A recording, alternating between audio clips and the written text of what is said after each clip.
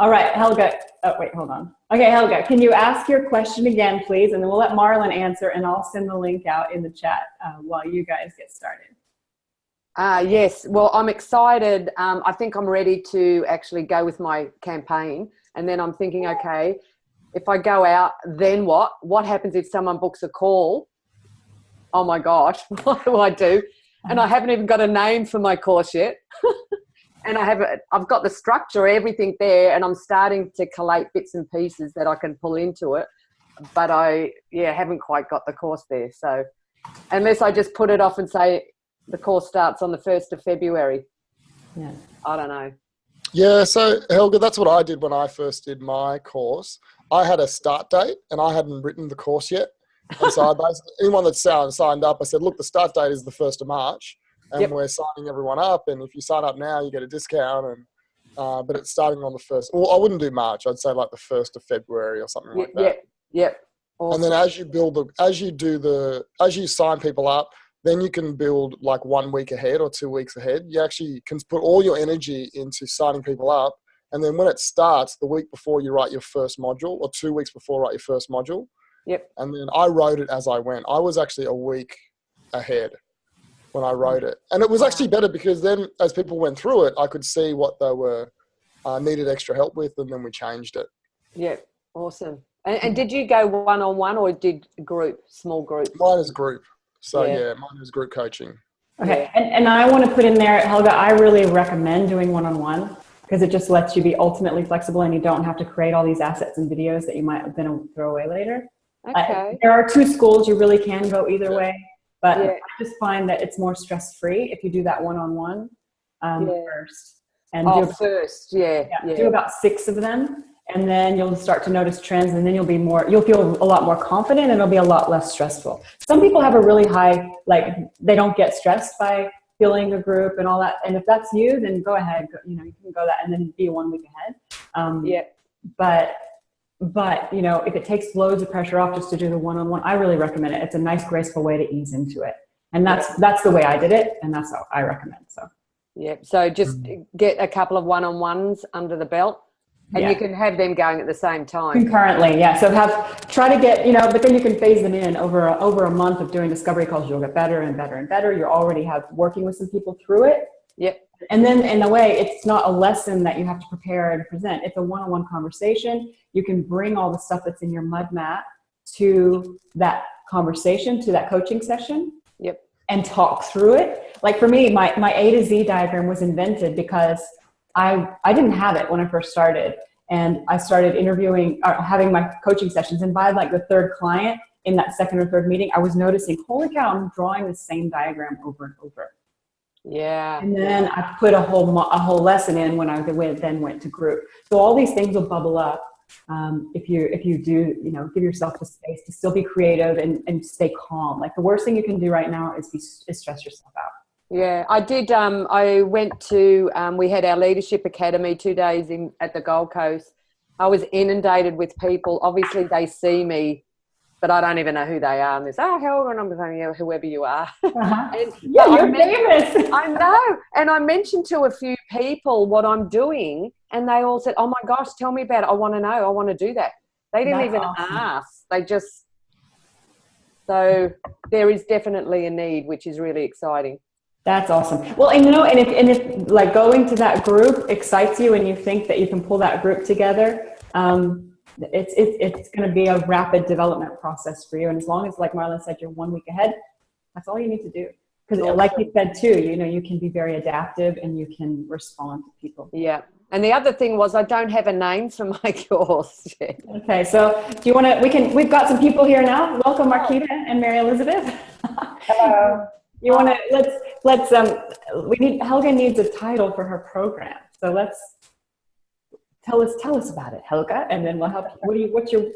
What's it about? Refresh everyone's memory, and then what's your working title? Well, it's about helping middle-aged women that have got niggling health issues appearing, help them combat that through, mindfulness, thought, eating, a whole list of things, which is in the course. I don't have my spiel here in front of me. Okay, we put you on the spot. Okay, and do you have a working title? The working title, what do you mean by that? My ebook? Well, no, just what have you been calling it in your head when you've been working on your mud map? I haven't. You haven't called it anything? Okay. No, that's what I mean. I'm thinking, oh my gosh, I don't even have a title. Okay. All right, well, let's open up to the group. Helga needs a title for her program. Any suggestions? Maybe you could kick us, you could remind us about your ebook title. Gosh, I haven't even got that here. That's the women's ebook, the women's guide. I've got to open it up. I'll open one up. The women's guide, menu guide to, we changed the thinking clearer. Oh yeah. I've just got to find it. I think I probably have it in my notes. Let's see.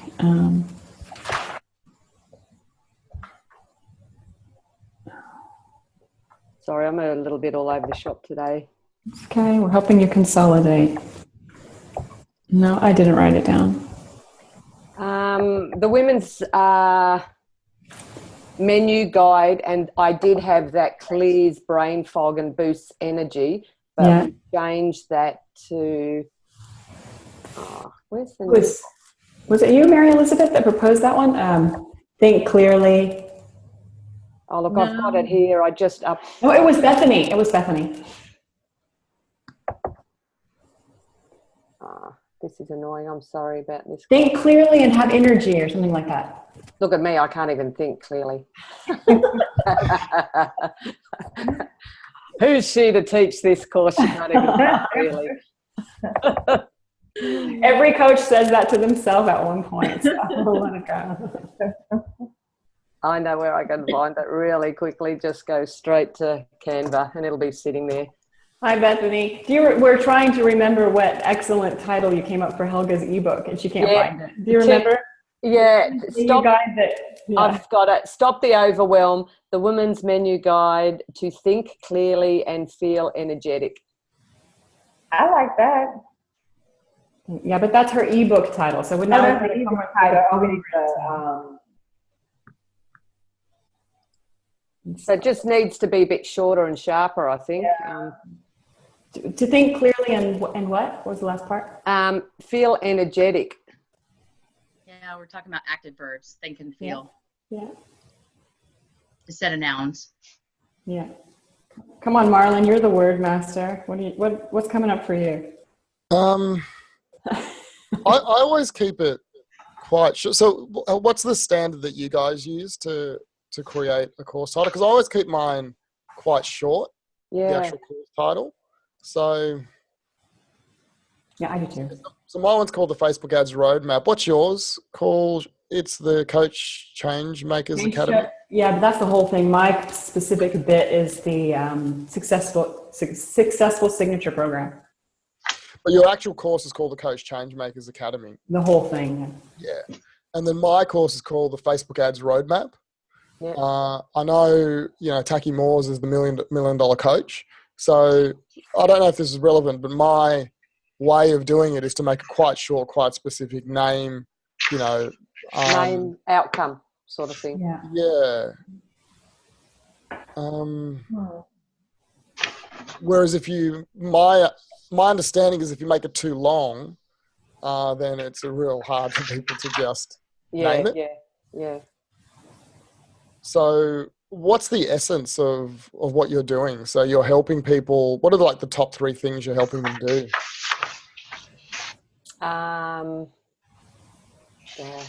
You can look at your Z diet, your Z. That'll be the... I don't even know where I put my Z. Maybe we need to circle back to Helga. Let her find that.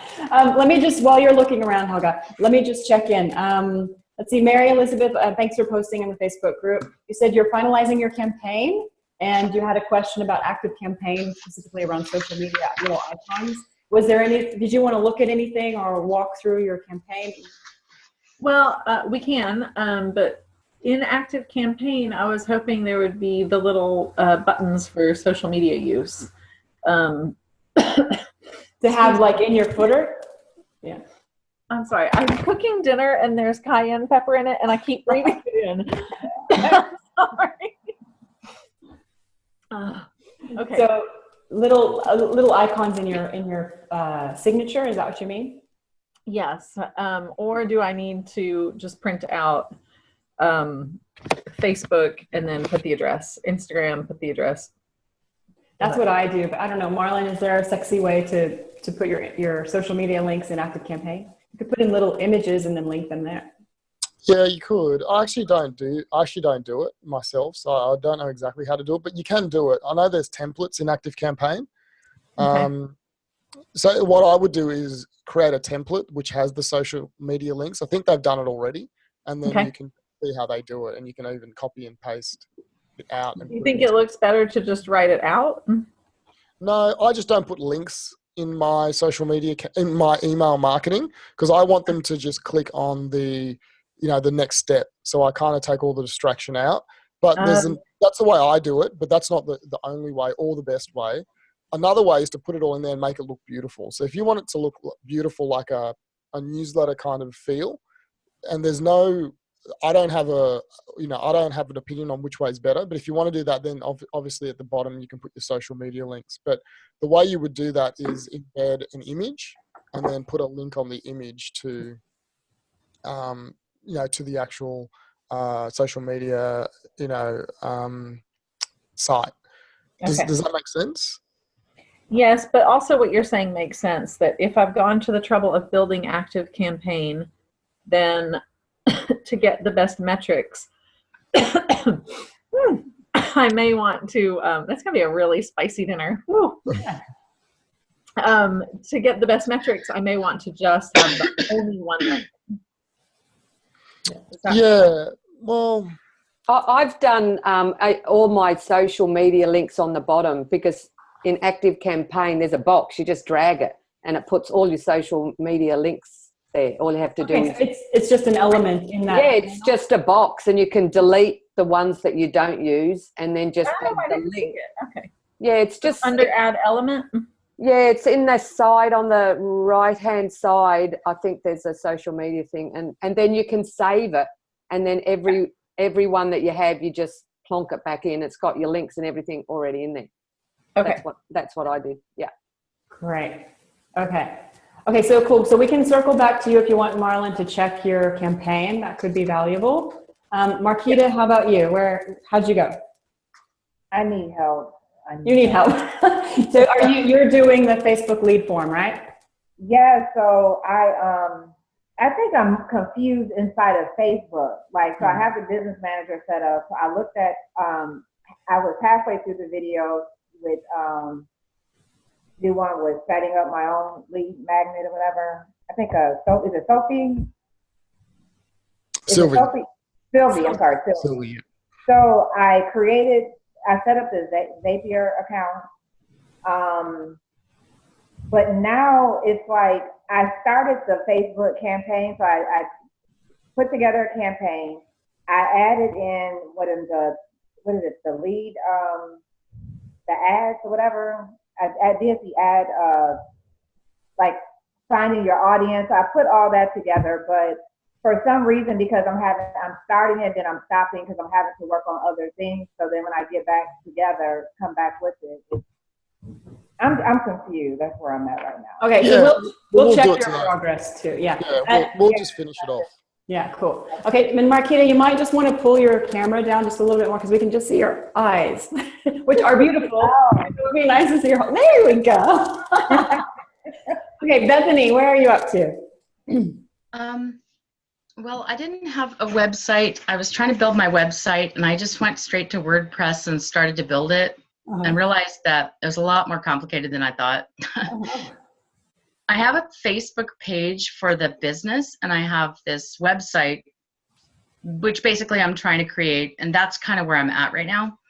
I spent all day today on it thinking, I'm just going to whip up a few pages on this website so I could crank out some ads and practice this, but that was a stupid idea.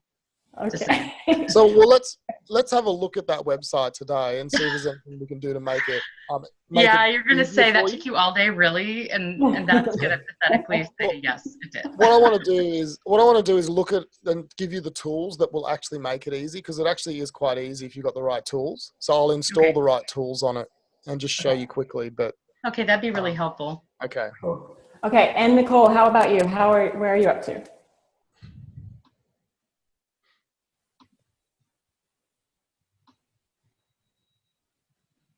She's looking for the meat. Oh, you got it. Sorry about that. I went through the WordPress. I did my leads. I believe the last part I'm on is where we were shown to build. We were shown to save something in Facebook. Oh my God. So are you building your campaign out in Facebook? Okay, so we'll look at what you've got. Okay, great. So let's circle back to Helga. Did you find your A to Z diagram, Helga? Yay! Okay, what are your outcomes? What does it say around Z? We're helping, for everybody, for Nichol who's just joined, we're helping Helga come up with a good name for her program. And then we'll jump in and we'll start looking at everybody's stuff.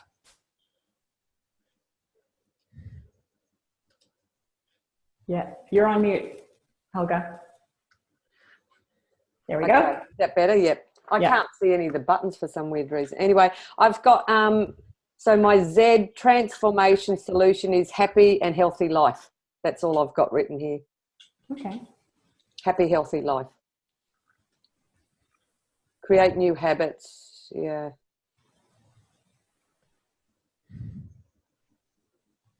That could work. Having the word natural in there. Oh, yeah.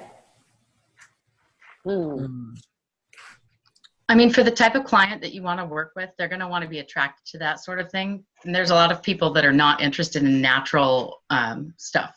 Yes, yeah. You want to weed those people out so you don't waste your time on them. The Woman's Way to Energetic Health from Mary Elizabeth. Woman's Way, that's cool. The Woman's Way. Energetic. Or even a natural health.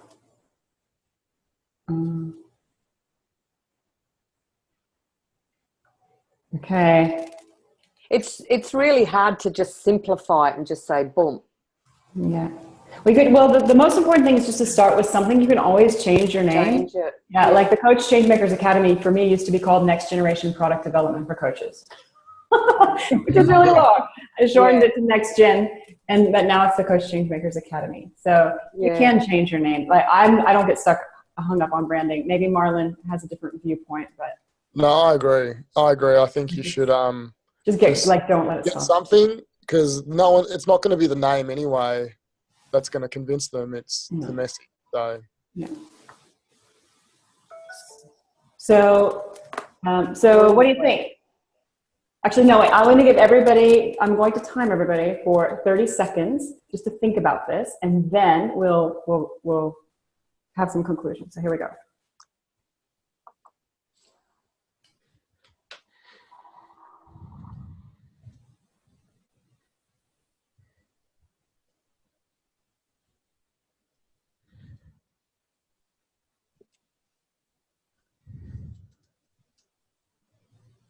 Five seconds. Okay, did anybody come up with anything else? Oh, there was something else in the chat. Let's see. The naturally healthy woman. Yeah, I was putting something about that too. The naturally healthy woman. I put natural health. Woman's Way to Natural Health.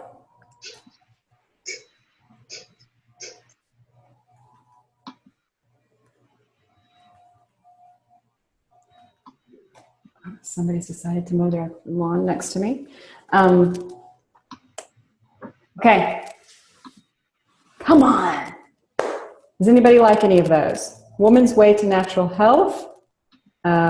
Woman's Way to Energetic Health. Happy, Healthy. Happy, natural, healthy life. Happy, healthy life. That doesn't.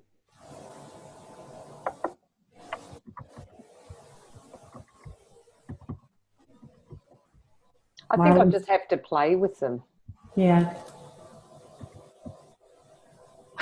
I like the natural, healthy woman, I think, or women's energy framework. That's a, yeah. Is that a new one? Yeah.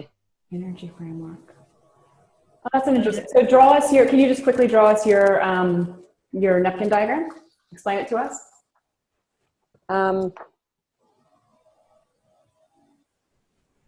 Okay, the diagram was, at the top was working on your mindset, then it was fueling your vessel, and then it was the new you, so the 3-part element. So it's mindset's the first one. Mm-hmm. And then fueling your vessel, so that's internal, what you eat, and external environment. And then the new you is, pulling it all together, implementing it, making it stick. Yeah. I like the new you. I like new you too. The new, yeah. What about woman's new you framework? Yeah, I don't like the word framework when it's more of a personal journey. Framework to me is more corporate. I don't know. That's my path. Yeah. Yeah, path's nice. The woman's new you path. Marquetta, did you have something you wanted to add? What about the woman's journey to a woman's journey? To a healthy. The new you naturally. I don't know. New you naturally. I think it should have woman's in there. Yeah.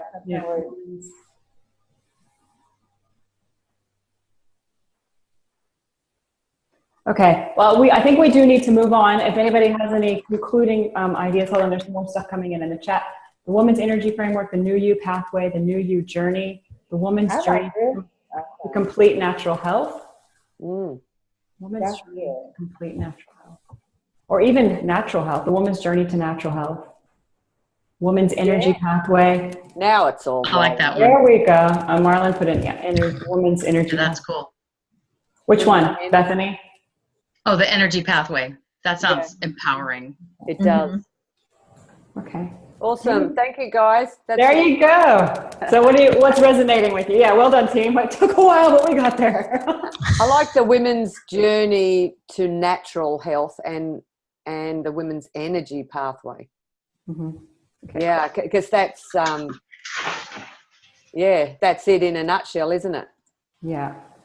Okay, so awesome. Well done, everybody. Thank you. Women's journey to natural health. And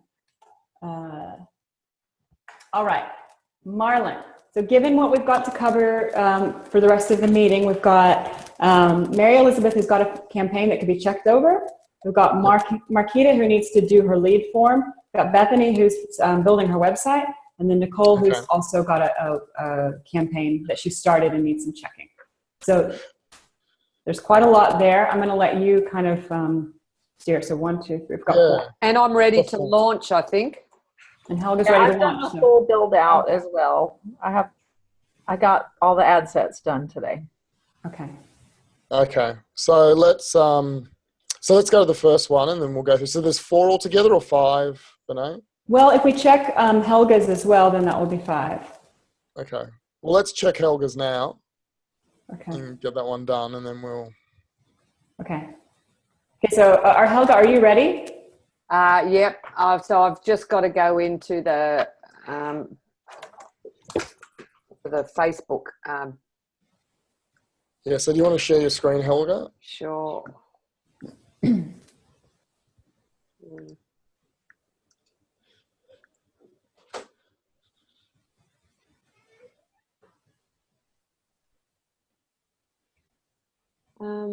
Where do I find share? For some reason, my Zoom's looking really different. It's just giving me the bottom. Yeah, the bottom menu. I've got it. Yeah. that green button. Okay, and if everybody else can get ready with the things that they want to share while Helga's doing this, that would be great. So that when it's your turn, we can quickly transition over. What was the link again to get to the Facebook business? Was business? Yeah, business.facebook.com.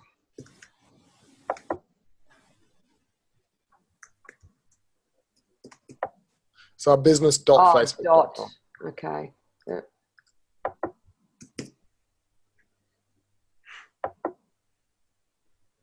Okay, good. Well, let me take control. I will request control and just, okay, good. So I'm going to,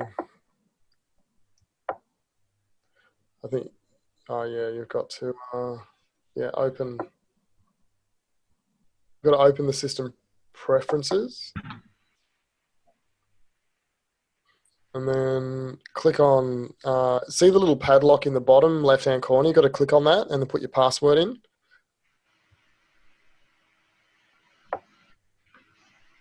That's weird. It hasn't come up with that before.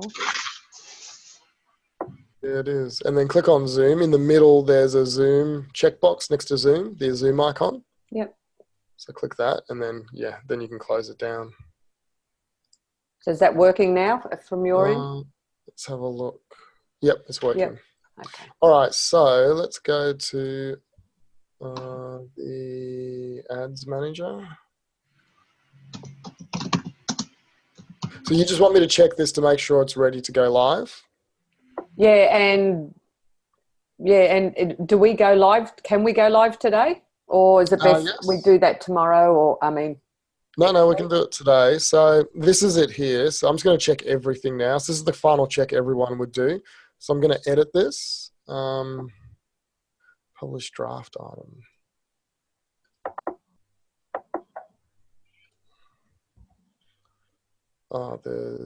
So these haven't been published yet. Looks like nothing's been published. Were we supposed to publish them? Oh, you don't have to. We have to publish it to go live. Yep. But I'm just trying to check and see. So what did you have to do last week, Helga? Because we created quite a few, I had to go back in and because we duplicated it, it went in and changed a few of the fields. So I just had to go in and make sure that the website link was correct to go. I think that was the only thing that I had to put in there. Is that display optional? Should there be something in there? This one here? Yeah. You can just put see how it's got here, it's got your URL all in capital letters. Yep. So if you want it in small case, you can just type it in small case. But that's not necessary. No, it's just on what you like. So if we just type that in, it's just whether do you like the uppercase or it's still uppercase. It looks like it's making it uppercase, so that's fine. So just leave it then. Delete it, yeah. Yeah. Yeah, sometimes you can change it. Facebook changes these things all the time. So last week we were doing it and you could make it lowercase. That's fine. You've got no button here, so you should have a button. So it's downloads, yeah. Yeah, so I thought I did do all of those, but it looks like it hasn't kept it. Yeah. Because that's what I had to go through, just double check that the URL was in there and that it's got no button. That's what I changed. Yeah. Why isn't it? Look, no button. Why didn't it keep all the changes? It's probably got it in some of them, but not all. Maybe what we could do, Marlon, just so we can get through everyone, because I've noticed that Jill's also joined. Do you want me to do that now? Yeah, we could point out the main things for Helga you want Helga to fix, and then we can circle back. Okay. So with this, Helga, that one didn't have buttons. These ones do have the buttons. So just go through and make sure everything's right, all the links. And then do I publish it? Let me just check. Let me go back and just check your ad sets are right. So now we're checking the ad set. Close. Here we go. So the lead is working. $2 a day. You're happy with that budget? Yep. This here should be, so this should be landing page view, remember? So I don't know why it's changed it to that.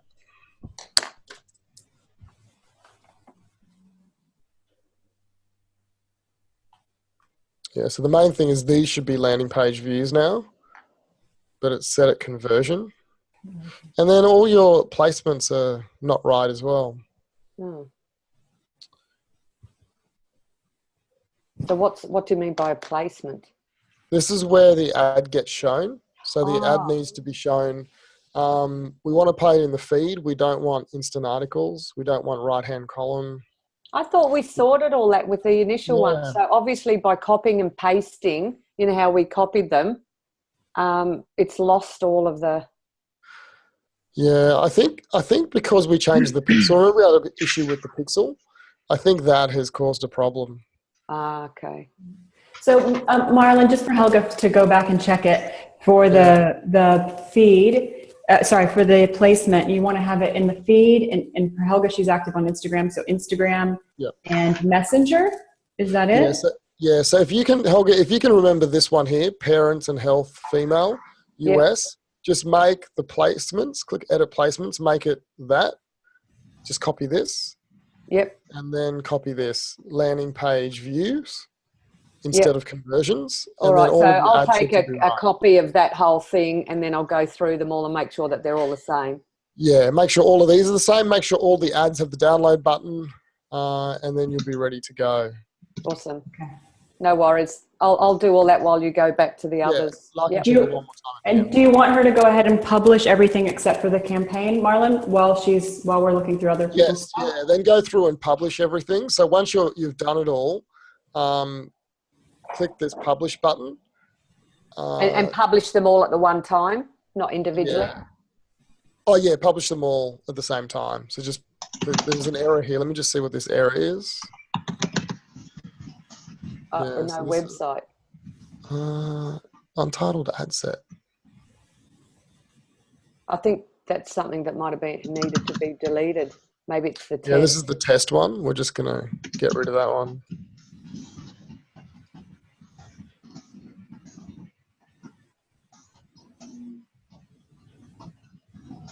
And Marlon, for people who are listening, what's the significance of publishing everything except for the campaign?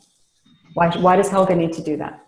Yeah, so basically what's happened is we've created all of these campaigns and ad sets and ads, and we've created it, but we haven't actually published it. The difference with publishing means that Facebook then says, okay, you're ready to go. And now I'm going to check all the ads and see if I'm going to accept them or if I'm going to reject them. So publishing, because it's no good every time you make a change to an ad and you save it, and then Facebook has to then go and check it. And if you make 1,000 changes, Facebook has to check it 1,000 times. So what Facebook says is, okay, make all your changes, I won't look at it.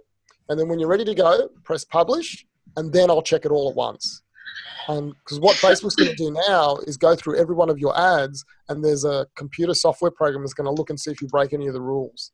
And if you do, it's going to reject the ads. Wow. So that's why right now for the last week, it's been sitting in your account, hasn't been published. Facebook hasn't looked at it yet. Okay. So we need to publish it. So make all those changes, then publish it, and then we'll come back at the end. No worries. Sounds good. All right. I'll unshare. Okay. Right. Thank you. Okay. Where do you want to go? Where do you want to go next, Marlon? Who's next? I don't mind. You tell me who's next. Yeah, Mary Elizabeth, I think, because she's finalizing her campaign. So if you can share Helga, and then Mary Elizabeth can take over. It's not letting me stop the share. Let's see if I can. Okay. Can you do that? Stop video. No, I can't stop the share for you. I don't think. How weird. Maybe I'll just log off and come back. Will that? Oh no, you don't need to. It should be in the top, I think, for you. I've got it here, and I'm clicking on it, but it's not doing anything. Okay. Can anybody else see the share screen? Mary Elizabeth, can you see the share screen on yours? Do you have the button? Yeah. Yeah, click it, and then that might boot Helga out. No, it says I can't screen share while another participant is sharing. Okay. It looks like Can you see how Do you want to continue? It says that I can kick you out if I share my screen. So okay. I'm going to cheat. Beautiful. You did it. I'm going to do mine and then I'm going to stop share. Okay, Mary Elizabeth, your turn. Welcome, Jill. While Mary Elizabeth is getting hers open, where are you? What do you want to look at today? We've got one more meeting left after this. So I want to make sure everybody's up to speed. I'm a little bit behind, but I'm really just watching to find out what I need to be doing. And I've set up the Facebook audience. So maybe have a look at that. And I've got my emails. They're not ready to go in MailChimp yet, but I've got the written. Okay. Okay, great. So if we have time, we'll look at your audiences. Cool. All right. Over to Marlon and Mary Elizabeth. Okay. So Mary Elizabeth, let me just look through it. So you can see here, Mary Elizabeth in the top here, review and publish, 15 changes. She hasn't published it yet, so that's normal. So this is the top of the funnel campaign, which means it's the first ad that you're going to run. So let me just check here. I'm just going to click edit and make sure it's the right. Actually, I just have to go back.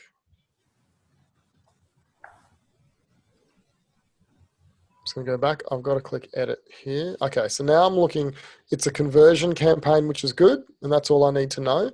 So now I'm going to click on, that's the campaign, and underneath the campaign are 4 ad sets. So I'm going to click on the first ad set.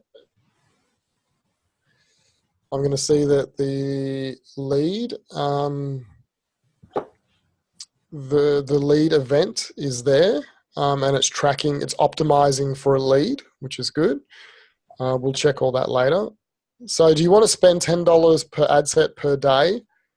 And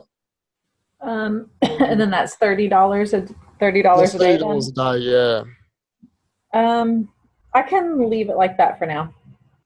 Well, I would suggest, this is what you need to do. Work out what you can spend every day for 3 months, divided by 12, divided by 7. So that's the kind of money you should be spending. Okay. It's probably not sustainable because we need time to run the ads and then look at the data and then make changes. Where if we spend it all up front, then we can't make changes. Okay, so maybe 5? Okay. Okay, so now I'm going to scroll down. I'm going to look at have I been through these audiences with you already? No, you haven't looked at any of my Facebook stuff beyond the copy. Okay, so I'm going to look at the audiences after this. So edit placements. So you've got the feed, you've got the marketplace. You don't want to advertise on Instagram? Well, I thought about it, but in your lesson, you said that the wording can be a little bit different for them, and yeah, they've actually changed it a little since where is your audience on Instagram, or do you think they're off Instagram? They are. They're on. I would test it then, and the reason is this: you don't have the money to split test Instagram versus Facebook. It just gets too expensive. So the easiest thing is to just run it. If your audience is on there, let's just run it, and then we can turn it off very quickly if people aren't clicking through and signing up. But in your niche, I think you need to just run it. Now, ideally, see, there's some issues there with the ads, so we'll have a look at that after. Ideally, you would split test and do a different ad set for Instagram and then customize it. But yeah, if you don't have the money to do it, then just run it and let's just do a quick test. And then you want to do Messenger. Messenger is quite a good one. Marlon, can you tell us a little bit about Messenger? So what does that look like to the end user? Does it like appears in their Facebook Messenger?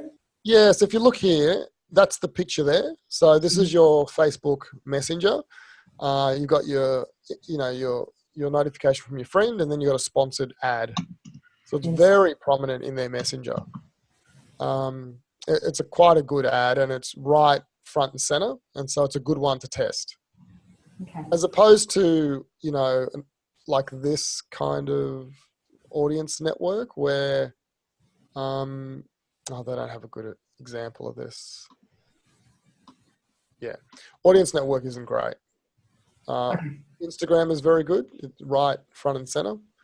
So we'll test that out. What's the marketplace? A little bit higher up. Oh yeah, marketplace is good. Marketplace is their new eBay.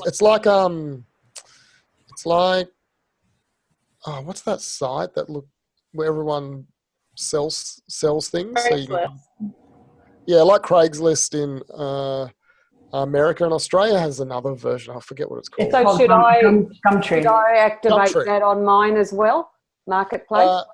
Yeah. I would try Marketplace as well. I think we activated it. I think I activated it just now. No, it wasn't. So I think I'll go back and change activate it. Yeah. And you can see that when people go through to buy things and to look, it's quite a nice sized ad. So I would try that as well.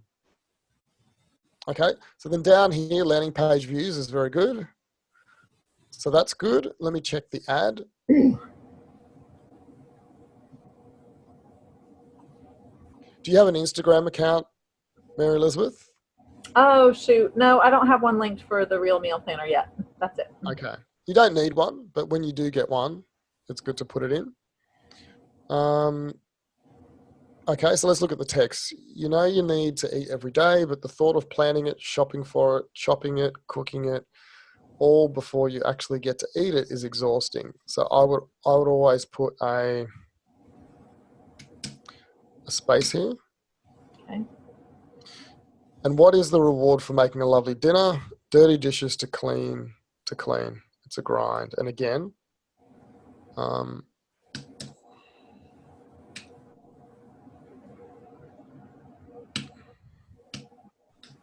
okay, your mealtime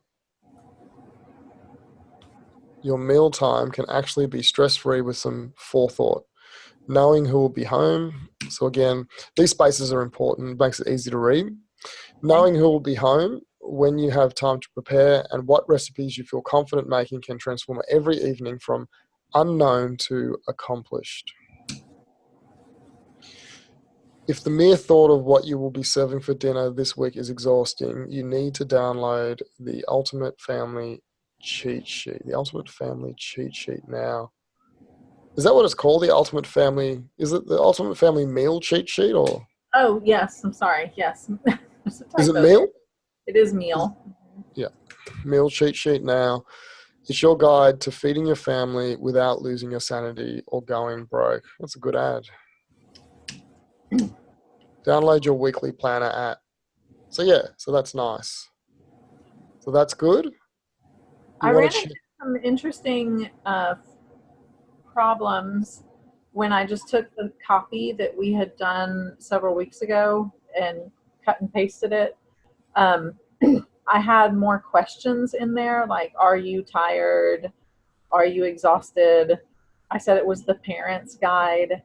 And those all flagged me as possibly not being able to run the ad because it referenced people's character, gender, things like that. So yeah, I'm getting a lot of problems with that for a few of my clients. Yeah. So that's quite normal. In business, we can say, are you a business owner who's struggling to grow their business? Facebook has no problem. The moment you focus on anything personal, which I think business is personal, but they don't seem to think it is, we can't do that. So what you've done here is you've probably made it more third person. Oh, no, you actually have said here, you know you need it every day. And what is your reward for making a lovely dinner? You are being very personal here, but they're letting it go. So one of the things I do is I change it from first person to third person. So, you know, instead of saying, you know, you need to eat every day, you can say, people need to eat every day. So you just make it more general. It's not as nice, but sometimes you have to do that. But you've actually still made it very personal and they've let you go. I've got another client where they just have not let it go. Yeah. And so you have to be flexible. The other thing that can happen is they'll approve it and then eventually in a month or two, they'll disapprove it. And so you can't do it anymore. So that's just happened to a few of my clients as well. Okay, so 5 secrets to break mealtime monotony. That's really good. Is the thought of planning your meals stress-inducing? So that's a really good ad. So what you need to do now is to copy this from, you need to copy this and then you need to paste it in all the other ads. See how there's an issue here, but there's no issue there? I don't know why that is. Is that the Instagram problem? It is because of Instagram, but if you look, I actually didn't change anything except the copy. So So it really, unless I did change something. Yeah, see, it's just gone away. Oh, no, it hasn't. So I'm not sure what I did no, here. it just went away. Yeah. Yeah. I don't know So what it is, what I think it is, if we just click here and then we click off, I think it'll just go away. No, it's not. Okay, so let's just... Something about the way you changed the copy. Yeah, I think it's just Facebook. We've made any change. I think any change we make will just make it be okay. So that's fine. So you need to go through and change this copy for all of them. Yes. But everything else you've done is pretty good. Like the link, I've checked the link. It's really important you check the link. Yeah, the URL is good. All of this is good. Learn more. You've got your pixel there. What I want to do now is check that you've got the lead pixel on your thank you page. So what's the thank you page? Is it -thank? Yes. So see why it's really important to have a naming convention. Like I always just do -thank because then I can find it easily. Otherwise you've got to go back in and find it. So if I look here and then I click here, I want to make sure the lead event is on. So that's good, Mary Elizabeth, you've done that. So the lead event, so now it's going to track the lead. Let me just do one more thing. I'll just go back to make sure you don't have the lead event on this page. Yep, you don't. So you can see here, there's no lead event. So the lead will be recorded once someone goes to the thank you page. Okay, so that's all good. Your landing page looks awesome, Mary Elizabeth. Well done. Thank you. It's very appealing. I have not slept much this week at all. Yeah, it is very good. It's that ebook. That ebook looks great. It looks great. So I won't fill this in, but I'm just trusting that you've got it all working.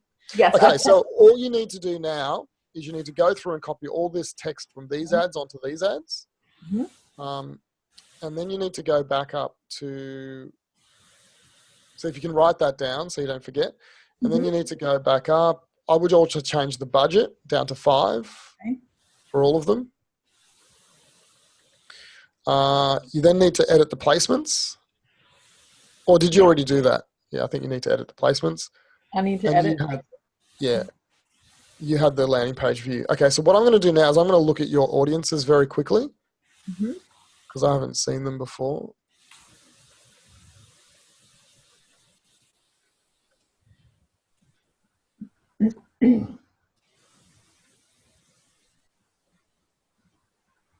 Okay, so which are the audiences you're using?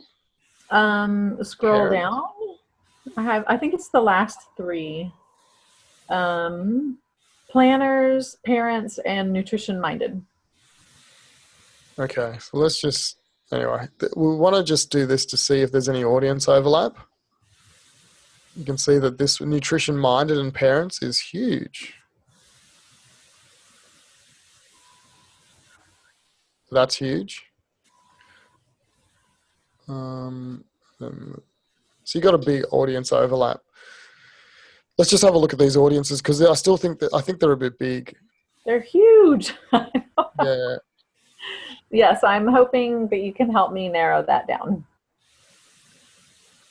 Yeah, so let's have a look here.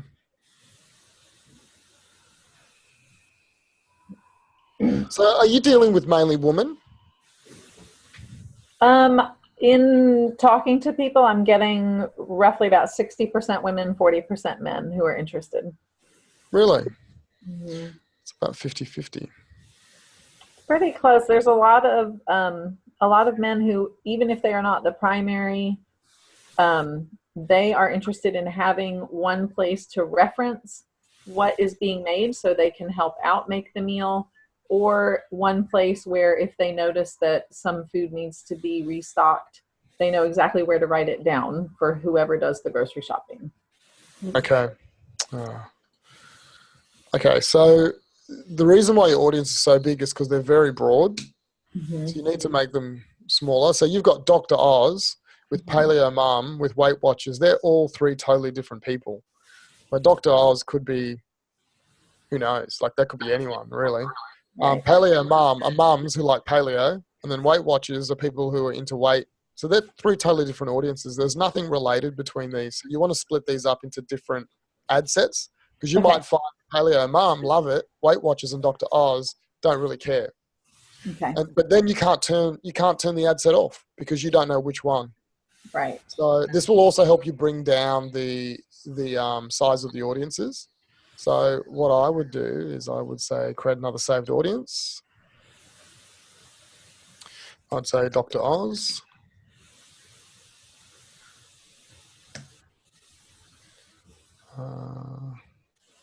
Here, the Dr. Oz. Is that it there? Oh, Dr. Oz show. Dr. Oz show. Yeah, so you can see that's only 3 million people. What's the age here that you wanted to deal with? 28 to 55.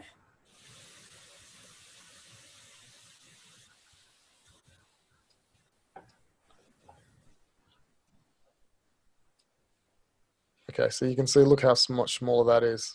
So that's 1.8 million. So that's what you need to do now. You need to go and think through and think, well, really, like, are these people related? The only ones you want to put, I think all of these should be set their own audiences. Who's Andrew Wheel? What does he do? He does heart healthy nutrition. Okay, so have a look at this. See how you've got, he's only 268. He's going to only be like 10,000 people in America. This one is only 283. That's going to be another 10,000 probably. This one here, small. See how these are really small? You can start putting these together as long as they're on the same vein, but put them together to build up a bigger audience. And then that's a huge audience. Make that its own. Okay. Dean and Andrew, probably put them together. I'm assuming they're related.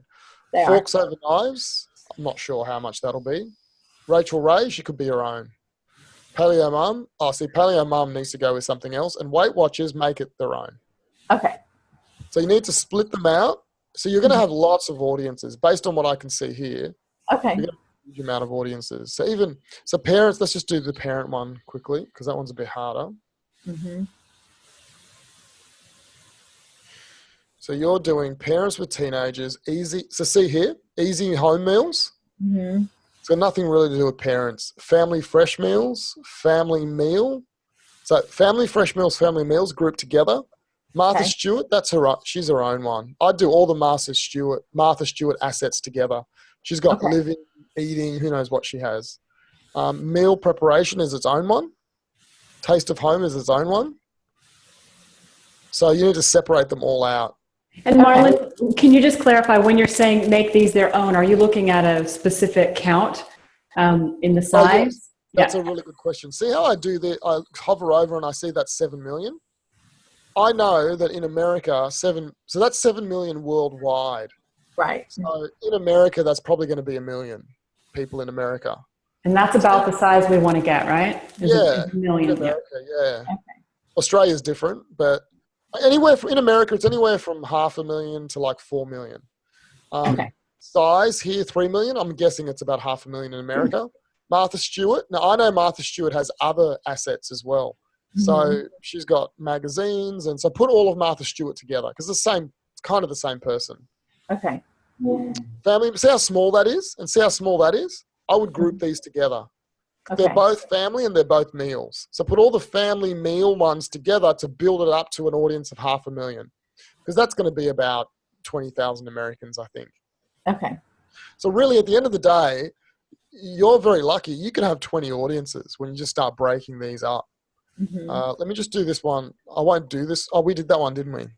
Yes, we did. I won't do any more, but I think you know what to do. So Marlon, for Mary Elizabeth, would you recommend her having more audiences and a smaller budget per ad set? Yeah, so what I would do is I would run, it's hard for me to say, but I would probably do $3 an ad set and have 5 audiences. Okay. If you're going to spend $15 a day and then just let it run. Because you've got heaps. Evernote, I wouldn't do. I think you've got much better audiences than Evernote. And look how small it is. Franklin Covey, I would do. But Franklin Covey's got 7 Habits of Highly Effective People. There's got a whole bunch of books. I put them all together. Passion Planner, very small. Personal Organizer, very small. So you've actually done a good thing here. That one, and that one, you can group all together. Okay. They're all around organization, devices, apps, or planners. So they're very good to be grouped. This one, though, is huge. That's its own one. See, it's 9 million. So what I would do here is separate this one out. I would then add all of Franklin. What's his name? Franklin Covey? Is that his name? Yes. Yeah, well, it was Stephen Covey and somebody else, Franklin. Yeah. So Stephen Covey, I would add all of his books in there to try and build this up. So just separate that, add more in here. Okay. So then you should really have an audience. You should have like 10 to 15 audiences. Take the top 5 that you think are good and make ad sets out of each one separated. And keep your audiences between 500,000 and like 4 million. If one's 8 million, then you can do it.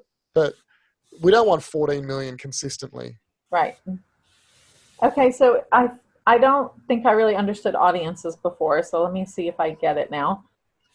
Whatever I choose under audience, I want that to be as homogeneous as possible.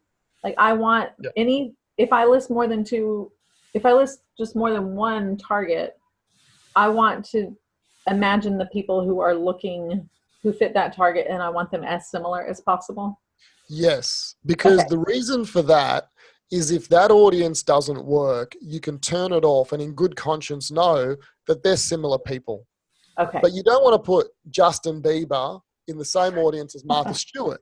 Because if that audience doesn't work, you don't know which was the offender. Was it Justin Bieber or Martha Stewart? You've got no way of validating that. So what you do is you run Justin Bieber against Martha Stewart, and then straight away you'll find that Justin Bieber is probably the one that actually works, because any assumption you make is wrong. But you know what I mean? Yes. And so that's what I would put Justin Bieber and Martha Stewart on a reality show together. That would work. But yeah, I actually. But I think I understand more. I think I get it more. Yeah. But okay. So this is all about split testing. It's about testing audiences so you can turn them off. So what you're going to do is have 5 audiences at $3 a day. You're going to run them all, and you're going to find that 1 or 2 of them are great and 3 of them are awful. So after 3 to 5 days, you're going to turn off the 3 that are awful, and then you're going to replace them with another 3 from your list of 10. Okay. Yeah. Can I give an example? When I did this, I ran Tony Robbins as one of my audiences, and it got some hits, but it was just ended up costing me a fortune. So some of my other audiences performed a whole lot better than that one. So just turn that one off, and then I could focus on some of my other ones. Okay. Yeah. So imagine if Bethanie combined Tony Robbins with one of her other audiences, she wouldn't know what was the offender. Yeah. So that's why we just want to keep it as simple as possible. Okay. You guys in America are lucky, because in Australia it's not easy. The audiences are too small, and so we have to combine. And so we really don't know what we're testing as well as Americans can tell, because your audiences are so big. Right. Okay. So hopefully that helps. It helps we'll move a lot. on. Pardon? It helps a lot, and I'm going to spend a lot more time listing out different audiences and plugging them into those ads, and I'll copy all that text that you spaced out for the ads. Yeah, if you look to the last week's lesson, I did it with Helga. We actually went through and we separated out every single audience. If you watch that one, I do it there. And then I built the campaign for Helga. So you see the whole thing. Okay. So last week's coaching. All right. Okay, Marquetta is next, the lead form. And stop share. Okay. Unless you want to stay in the vein of audiences, we could jump to Jill and look at hers really quick. Yeah, let's do that while everyone... Does anybody else have audiences they want to look at while we're in the audience that Marquetta does? Okay. So yeah, that'll be good. So we'll do Jill. So if you're ready to share, Jill, let's look at your audiences, and then we'll jump over to Marquetta and look at her audiences, and then we'll get a nice audience. So is there 3 people left we have to work with? Yeah, there's Marquetta, who needs the lead form, Bethanie with the website, Nichol, we're just going to do a check-in, and then Jill wants help with audiences. Yeah, that's if I can find it.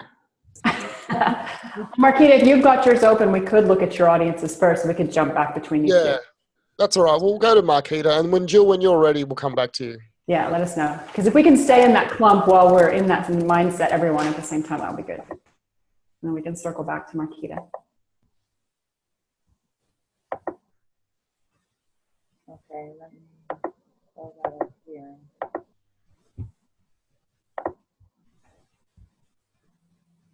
Okay, here we go. Here. All right. Well, why don't I'll take over, Marquetta. Okay. Request control. Okay, so you want me to look at your audiences? Yes, and I listening to what you were telling Mary Elizabeth, I too need to spend some time like really defining the audiences. So it makes more sense after. Okay. If you just click the button, it should be asking you to give me. Oh, I'm sorry. Here.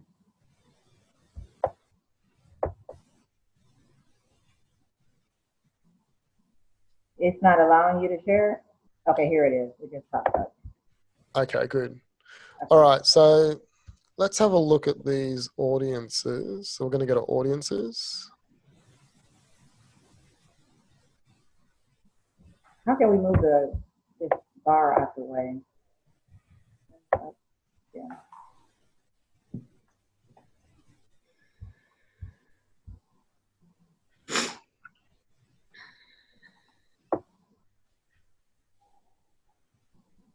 All right.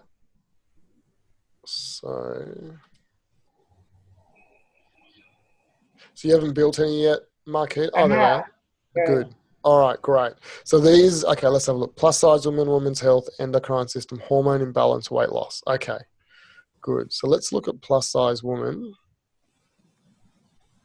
So this is a group of people you want to focus on because your ebook is about hormone imbalance and empowerment.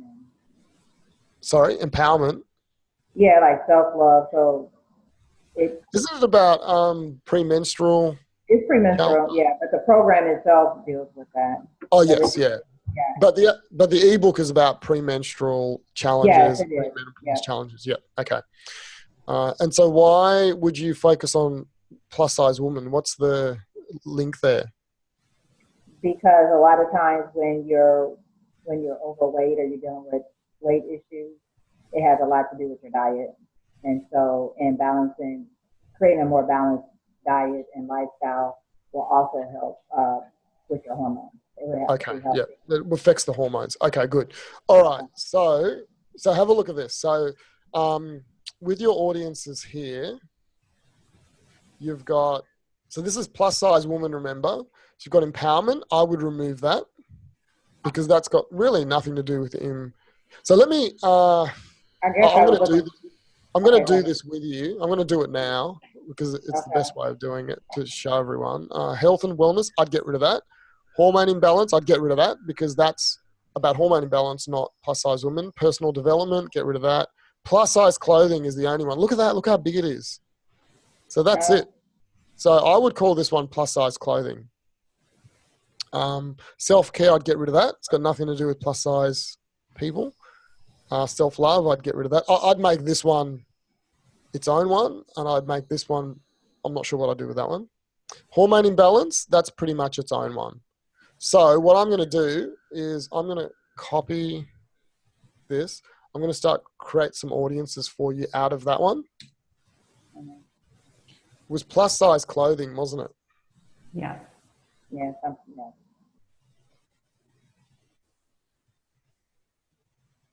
I'm just going to open another one up while we're waiting.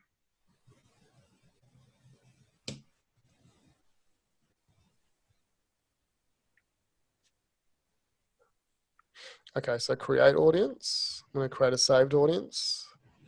Now, I'm not going to call it plus size woman. I'm going to be more specific and call it plus size clothing.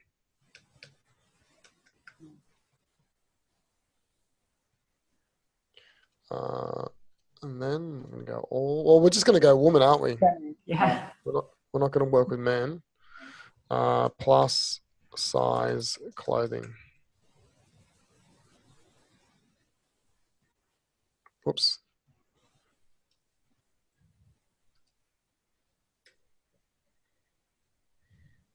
Okay, there it is. So the other thing is suggestions. It's always good to click this and you can see other things that Facebook, plus size model. Health and wellness, no? Let's go. No, I wouldn't do health and wellness. It's its own one. What's 3XL? 2XL? Those are actual plus. Oh, magazine. Yeah, that'd be the plus sizes.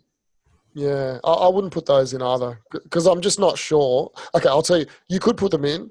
I wouldn't because I don't know what it really means. I know 3XL means it's a size, right? But what does this mean on Facebook? Like, is there a page called 3XL, and what does it actually mean? It could be anything, really. It could be a motorbike, something to do with motorbike. So unless I really know, I wouldn't put it in. Sometimes I do. Pardon? The plus size model. What do you think about that one? Plus size model. So who would like a plus size model page? Who do you think would like that? Plus guys. Guys. Yeah, I reckon there'd be lots of guys. We could put it in. I reckon there'd be lots of guys. I don't know. There'd be some girls, but yeah, it's a bit of a tangent, I think. Maybe no, we just keep it. No. You know what I would do, Marquetta? I would make a whole ad set just on this, and then test it, and go straight away. Like, but you don't want to combine it with your good one, plus size clothing, because it could contaminate it, and then it could go badly, and it wasn't actually plus size clothing. Okay. So you know what I would do? I would probably do one with plus size model. Let's just do a test quickly. So this is, I'm just going to go here. Have a look at this. So plus, this is where you've got to really think about what you're doing with Facebook. Like, just because things look good, they look right, doesn't mean they are. So have a look at this. So all 20 million people like plus size model in America. Unbelievable. But look at this. How many of them are women? 11. That's pretty good. That's like half. But so I would actually test it, but I don't think you should. Let's just make an audience out of it. I would test it last. I think that you got much better ones than this. Okay. But it's good to make an audience out of it. And what we should always do here is put woman, so we know we're not targeting just men. So we know we're not targeting everybody. Actually, Marquetta, you probably don't even have to put that because you're only going to ever target women, aren't you?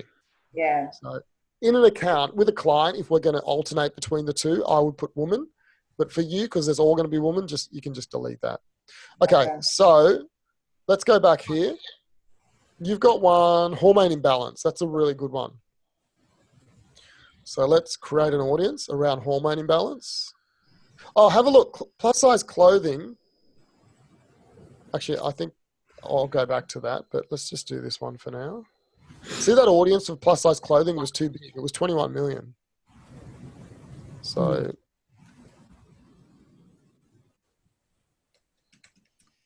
hormone imbalance. So there we go there. Click that. Let's see how many people. Do you want to? Yeah, do you want to change it to women? Yeah, you want this just women? Let's see how many. Oh, wow. Did you see that? It only went down 10,000. Okay, so now we do suggestions and see what else comes up. Hormone, wellness, hot flash. Yeah, hot flash. Yeah, so that's its own one, right? So that's its own one. Although, let's put it in and see how much it goes up. Oh, that's big. So now let's get rid of it. So now we've got that. You write that one down. Endocrine system? No, that's too general. Okay. Health and aging, self-care, reproductive, endocrinology, infertility, no. Okay, so I think this one here, it's a small audience, but it's potentially a very good audience. I would want you to make this audience bigger, but I'm not going to spend the time doing it now. And so what you want to do to make it bigger is find out other pages that talk about hormone imbalance and add them to it to get it bigger. Okay. The next one we found was hot flashes. That one was awesome. So Marlon, for her to raise a hormone imbalance, raise the audience side, you said find other Facebook pages that deal with hormone imbalances? Yeah. Yeah. Would you mix it with books or vitamin supplement companies, or would you? It's just an information resource on hormone imbalance. Like how wide can you go? Yeah, that's actually a really good thing. We'll do that now. So hot flash. Yeah, I'm having a bit of doubt whether that is actually what we think it is, but again, we'll test it. And if it doesn't do well, we'll just turn it off.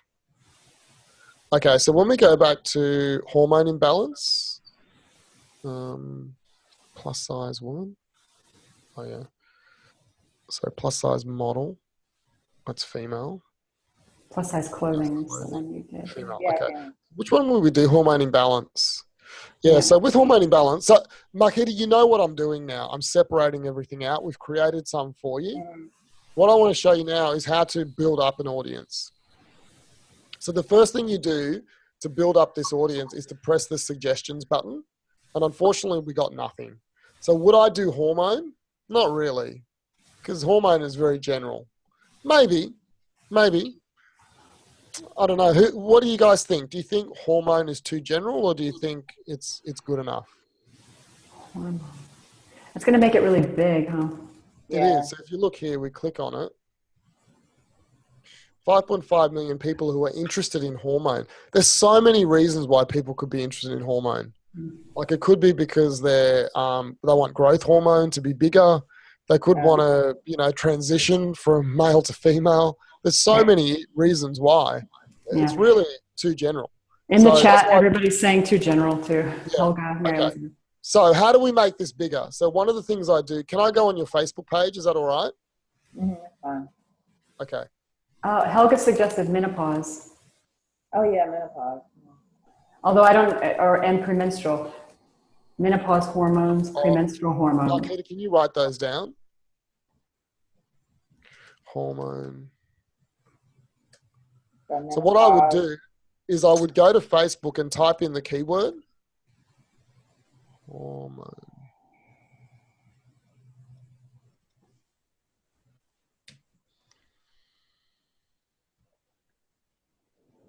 So I'd go to pages.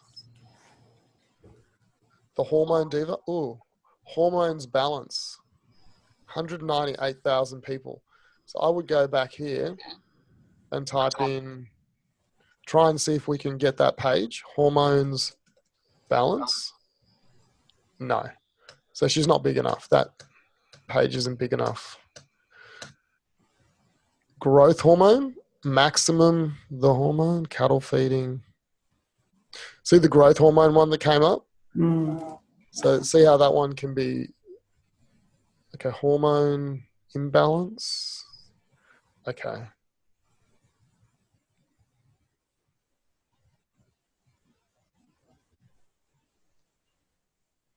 Okay, none of these are any big. The next thing I'd do is I'd go here and I would go to audience insights.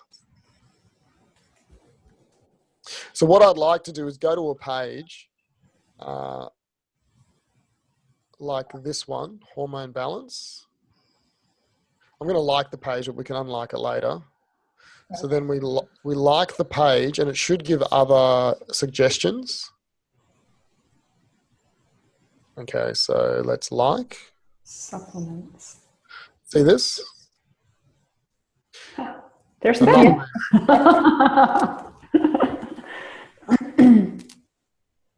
Yeah, no, none of these are any good. So then you just unlike it. Or you can keep liking it. The other thing I'd do is go to audience insights. And I'd say everyone on Facebook. And you go to interest and you go hormone balance there. And then you go to page likes. So this is what page, this is basically saying this. People who like hormone imbalance interest, what are the other pages they like? So you can see here there's Mark Hyman, HRP Weight Not, The Paleo Secret, Ashley. So now you're seeing an insight into what other people like who like that. And you might find something that is interesting to you. Marlon, I'm sorry, can you back up just a moment and say how you got to that page? Yeah, so I was here. Uh-huh. Or maybe here. Oh. Okay, it doesn't matter where I was, but I clicked on here.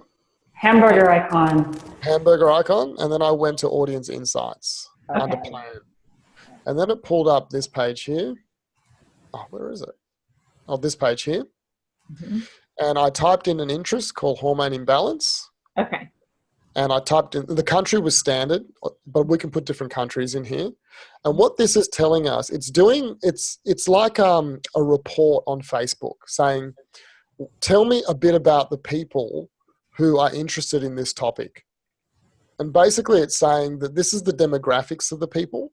So typically 97% are women, which we saw, right? In that we saw that only 10,000 dropped out. It tells you the age group. This is amazing data for you to look at. It tells you education level, relationship status. You know, I don't really care that much about all of these. What I really care about, it's all good information, but the only thing I can use quickly is page likes. What are the other pages that they like? Because what I'm doing is I'm going to look at one and go, oh, that's a good page. I'm going to go and research the page, and then I'm going to see if I can add the page to my audience. So you can see that they categorize it. This is the health and food stores they like, the authors they like. So I'm going to look at these authors.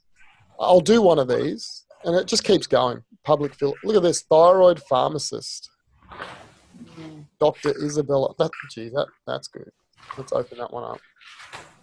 Whoops. Yeah. Marquetta, do you want to get me back? Yeah. I don't know what I did.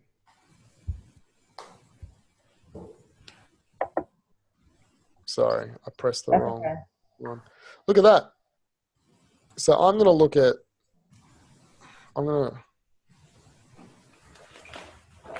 thyroid pharmacist. So let's go back to here and type in. So look, this one probably isn't the right one for you, but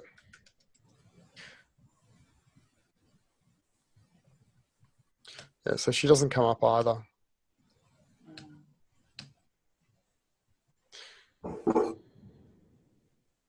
Yeah, no, she doesn't come up. So a lot of them won't come up because they're small. So I think you need like 1 million people to come up.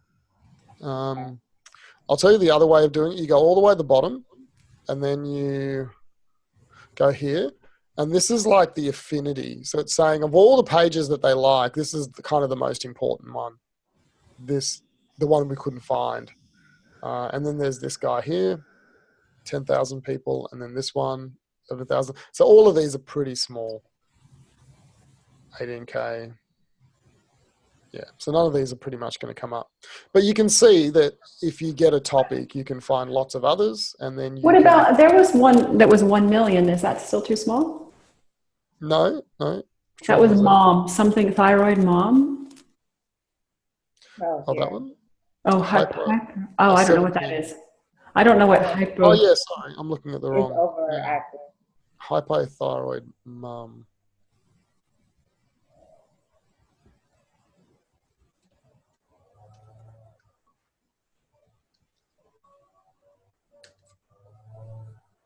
No.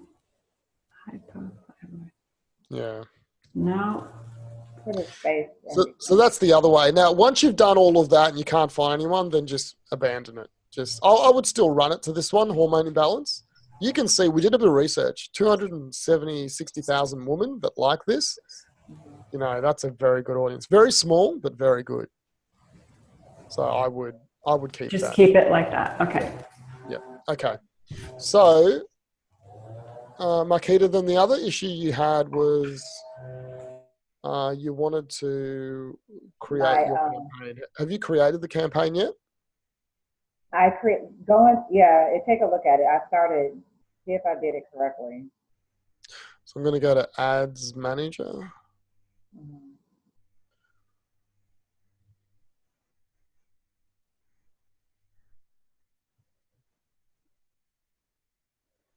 So did we want to look at Jill's really quick, or did we want to finish Marquetta up? I'll finish Marquetta up, and then we'll go back to Jill. Okay. Okay. So here we go. So top of the funnel, hidden truth to mastering your hormones. It's a lead form, which is good. Okay, so here you've got your 2 ad sets. Yeah, I think yeah. So let me just check your ad set. So we can swap out the actual audience at any time. Okay. That's not a problem.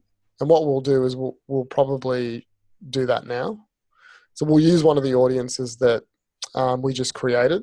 So select a page. Oh, so you probably haven't hooked up. Do I need a Facebook page? What do I need?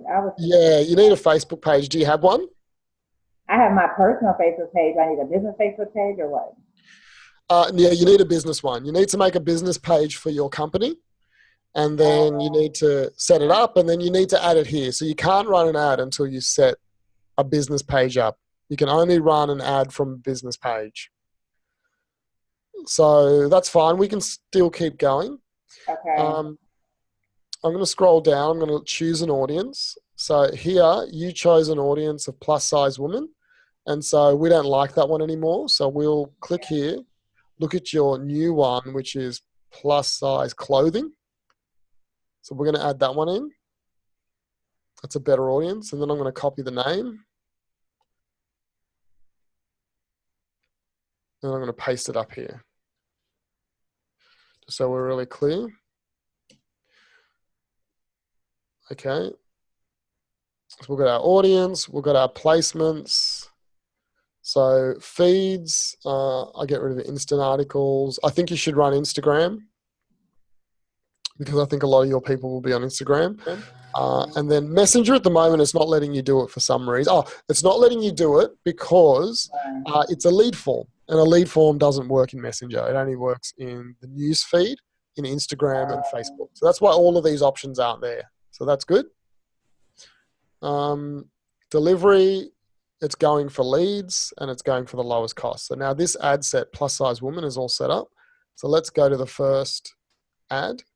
I just want to point out for everybody who's listening, Marquetta is using a Facebook lead form because she's having problems getting that pixel on her lead event pixel on her thank you page. So for those of you who might be taking notes, this is a little bit different than what you're going to be doing.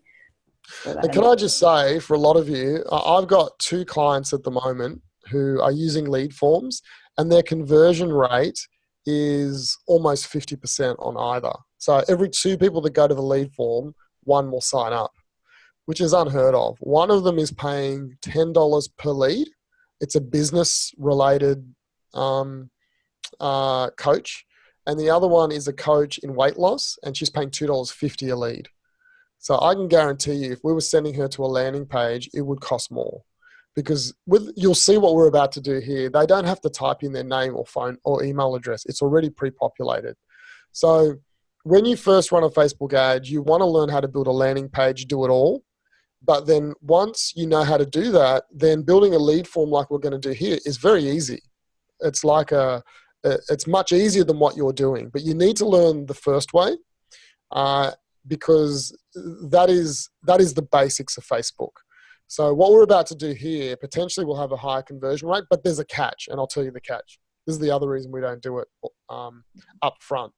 But I'll tell you the catch later as we build this. Okay. Now it's saying here that you don't have any destinations available. So you don't have your Facebook page or your Instagram page. So we need to set that up. So that's fine. Now this is where we paste in. So what I'm going to do here is see this ad set. I'm just going to delete it. So we're quite clear on what we're doing. So is that all right, Marquetta, if we just delete this one? Yeah, that's fine. Actually, let me just go back here. I don't know, maybe. Oh, ad set. Oh, wait, campaigns. Oh, okay. Click there. Now we've got 2 ad sets, plus size clothing and Untitled. Actually, that's fine. Let's just leave it. So we click on plus size clothing, and then we have the ad. Okay. So now we're building the ad out. So do you have your copy here, Marquetta? Yeah. We can paste in. You want to open it up and copy the text.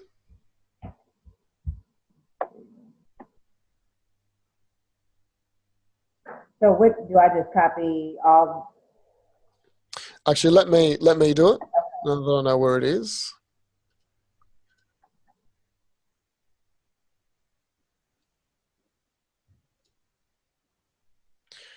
And then Facebook.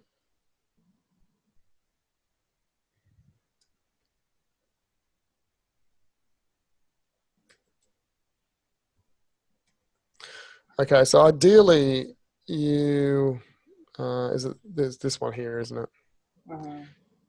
Yeah, well, ideally you just bunch it all together, but that's fine. We can do it manually here.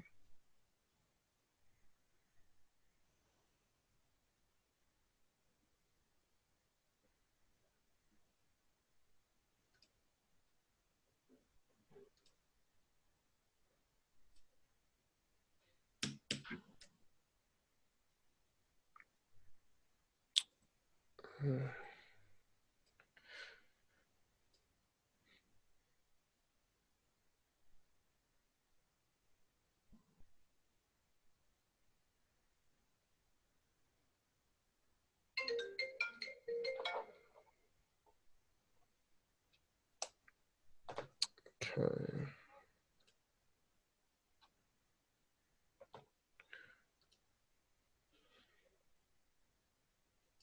Sorry guys,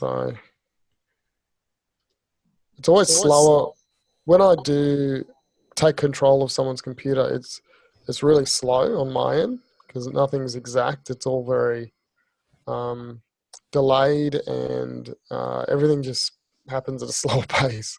Yeah. So, is there anything that Marquetta can be doing if we move on to somebody else to catch us up, and then we can maybe circle back if needed, or is it better for you to just do it? Marquetta, I'll copy this. Let me go ahead. Actually, you're probably right. You can do that, Marquetta. So you know that you need to put that text in there. Yeah, let me copy this. The other thing you need to do is obviously put the headline in. Okay. And then the display link, which will just be your website. Okay. What I really need to show you. So over here, you'll have a button that'll say download. But this is really where we need to. The magic happens. So the only issue, Marquetta, is you need to create a page, a Facebook page, before we can create the lead form. Okay, well, the Facebook page shouldn't take too long, right? Yeah. No, it's pretty easy. I'll just show you. If you just, I'll let you do this, the Facebook page, but if you just go to here and follow these instructions. So here's your ad account. It just says add a page. So just follow these instructions now and add your page. It'll say create it, give it a name, and that's all you need. And once you've done that, then we'll come back and we'll do that form for you. Also, while we're doing that, you can fill in your text and your headline. Okay. That's pretty easy at this point. All right, let me let's jump over to Jill while Marquetta catches up with that. And then we'll look at Nichol, and then we'll do Bethanie's website. Bethanie, are you okay to hang on? We look at your website at the end. Okay, cool. It's a little bit of a bonus thing to look at website stuff. Jill, are you ready? Oh, she's ready. All right.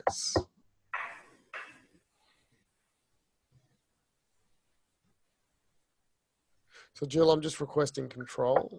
Yep. Okay, good.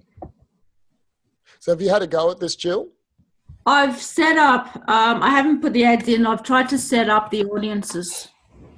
Okay. Well, let's have a look at your audiences and we'll go through the same thing again.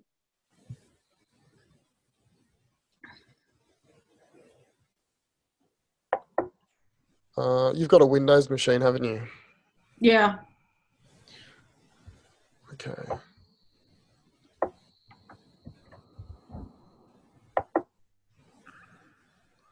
Just while that's loading, let's have a look here at your...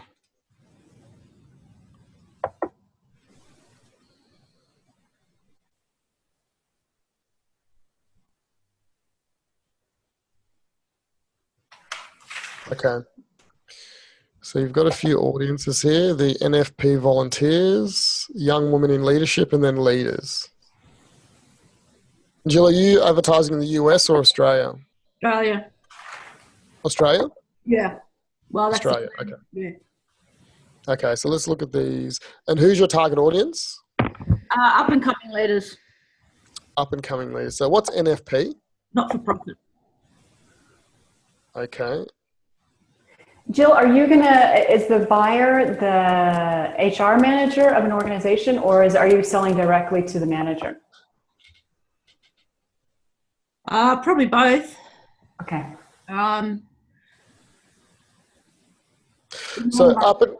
So you're selling to up and coming leaders in business. So what's an up and coming leader? Are they a manager or are they a junior? So new leaders, but the reason I put the not-for-profit volunteer manager is because a lot of them are new leaders in the not-for-profit sector. They're often put in to manage volunteers, and leading volunteers can be quite difficult. But the principles for leadership for those new leaders are exactly the same as for leaders in business. And when you say new leaders, are that as in young people, or doesn't what age you are, as long as you just got a new job? Mostly young people. I set the age between I think 20 and 35 or something. Okay, so let's have a look at this first one, leaders. Oh, yeah, that one's age 65.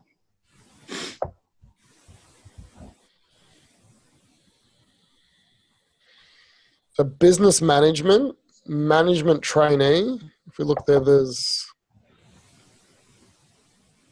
is in Australia. Leadership development, career development, 7 million. Management trainee. Why that one's not coming up with a number? Business management, transformational leadership. And what's the offer? It's around building your team and getting everybody on the same page. Yep. I remember. And what are you selling? The whole thing, the signature program. Is that what you mean when you say what I'm... Yeah. What are you going to teach them to do? So basically, the signature program is around becoming confident as a leader. So the first lot is all around their own personal leadership. The second section of it is all around team development and how to have your team working well. And then the last part of it's around good communication. Okay, and who would pay for it? Who would pay for the course? It depends. I've had new leaders say that they would be keen to pay, and I've had people in management say that they'd be keen to pay as well. So, like HR managers, Jill, that would do it for the organization, or? Yeah, possibly HR managers. Depends on the business, I guess. And I just want to throw out there too, Marlon, that Jill's got quite a lot of expertise in not-for-profit and also, would I say Christian-based? Jill, is that fair? Yeah. Yeah. So what I'm thinking is, because what I'm trying to figure out is who do we target? Do we target the leaders themselves who are young, who's going to pay for the course themselves, or do we target the managers of the companies or the pastors of the church or the CEO of the not-for-profit? So they're two very different audiences. So which one do you think you'd get the best results from, Jill? The best conversions from? Good question. I would expect that the people with the money are the ones more at the top of the business. But the course is aimed at the up and coming leaders. So I guess I'm talking to both groups of people. But we have to know which one's going to buy the course, and we've got to market to them. So have I got an example? In business, it's probably going to be the HR people. It's going to be the next manager up who's going to have it for his people or her people.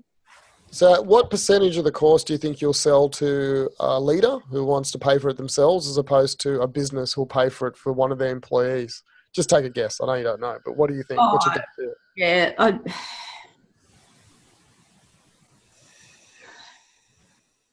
I don't know. I reckon you want to look half and half, because I know from my own personal development over time, I've chosen to pay for a lot of stuff. And I think people who are young leaders who are keen and passionate, who are working, will pay for their own self-development if the company is not providing it.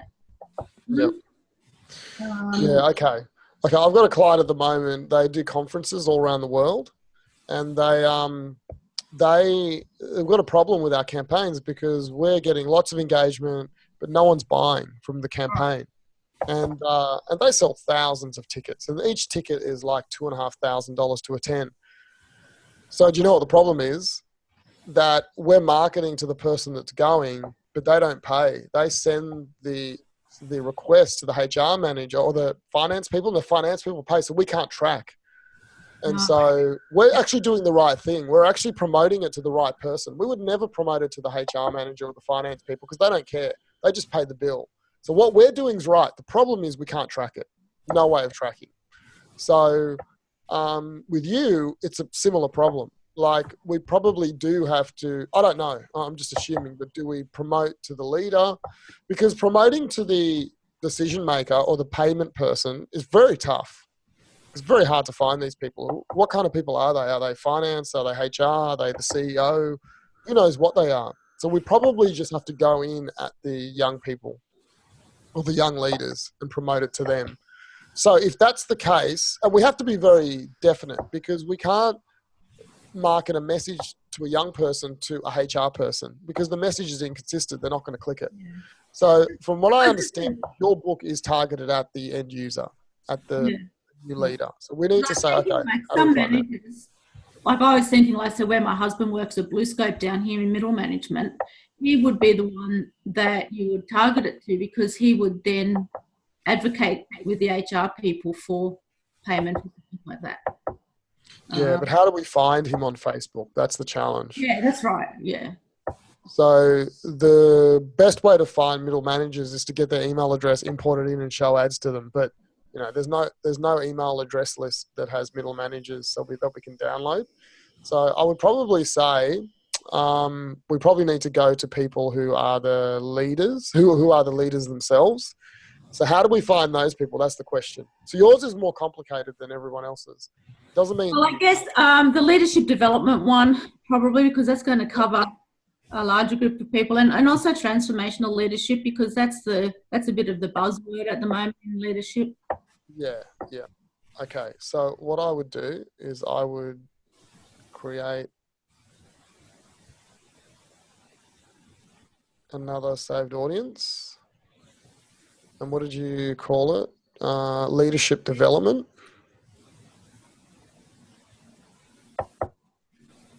So that's a really good one.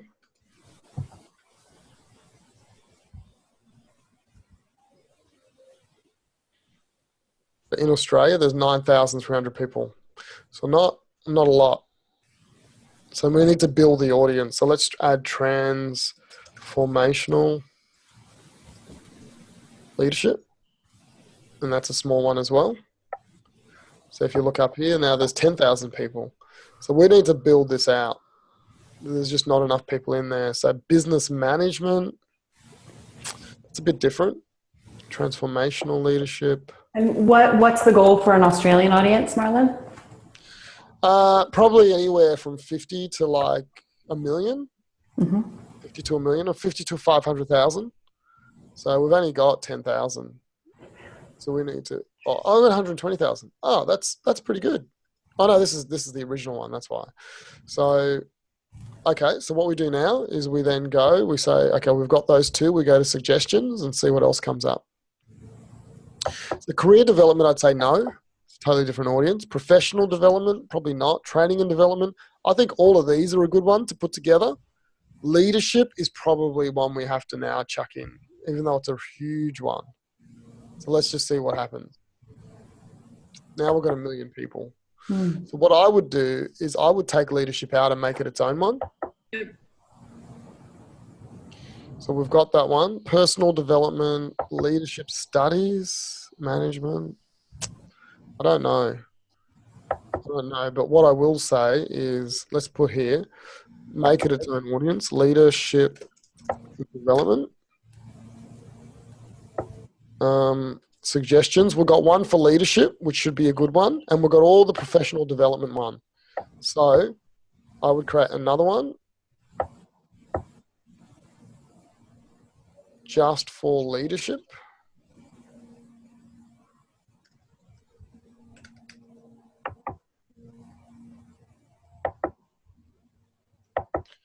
And then I'd put that there. How many is that? 1 million people, great.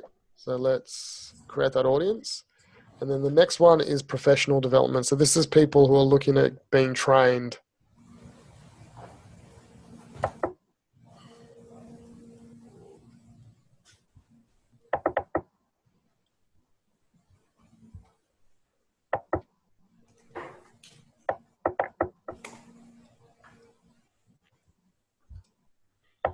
Okay, so that's only 140,000. So let's click on suggestions. Career development, I think is good. Training and development. Okay. Now I've got 260. See this personal development? That's huge. So I'm not sure. Leadership development. We've already got leadership development, haven't we? Yeah. Continuing. So these are very general. Personal development. Let's just chuck that one in and see what happens. So 2.5 million. So I would take that out. Its own. Yeah, I'll put that in its own one. Because that can be all sorts of non-business related development stuff too. Yeah. I'll just do one more with this. Personal development. I would do personal development. Now the other thing I do is, have you guys heard of John Maxwell? Yep. So I would do one with John Maxwell. So personal. See how we're building up these audiences now? And we're giving you options. 2.4 million people. I would just leave that at 2.4. It's huge, but I would leave it. And then one more with John Maxwell. So John Maxwell is the number one. He's the guru. Yeah, I get his stuff in all the time. So. What was that, Jill? Oh, we get John Maxwell stuff in all the time. Like I'm on his email list and. Yeah.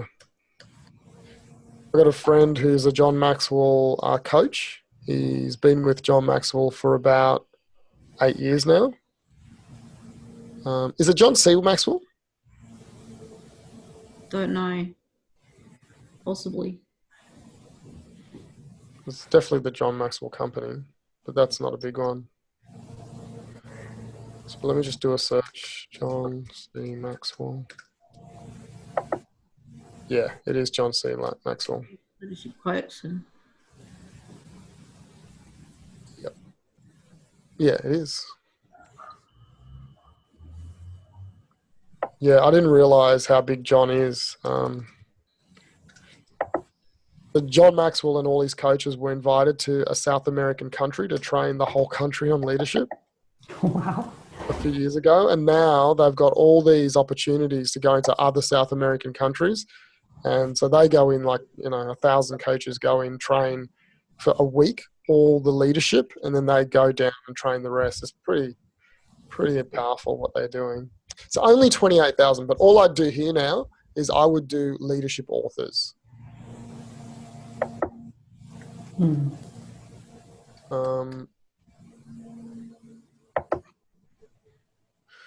so I don't know who else they are, but I know that there's, Stephen Covey. Yep.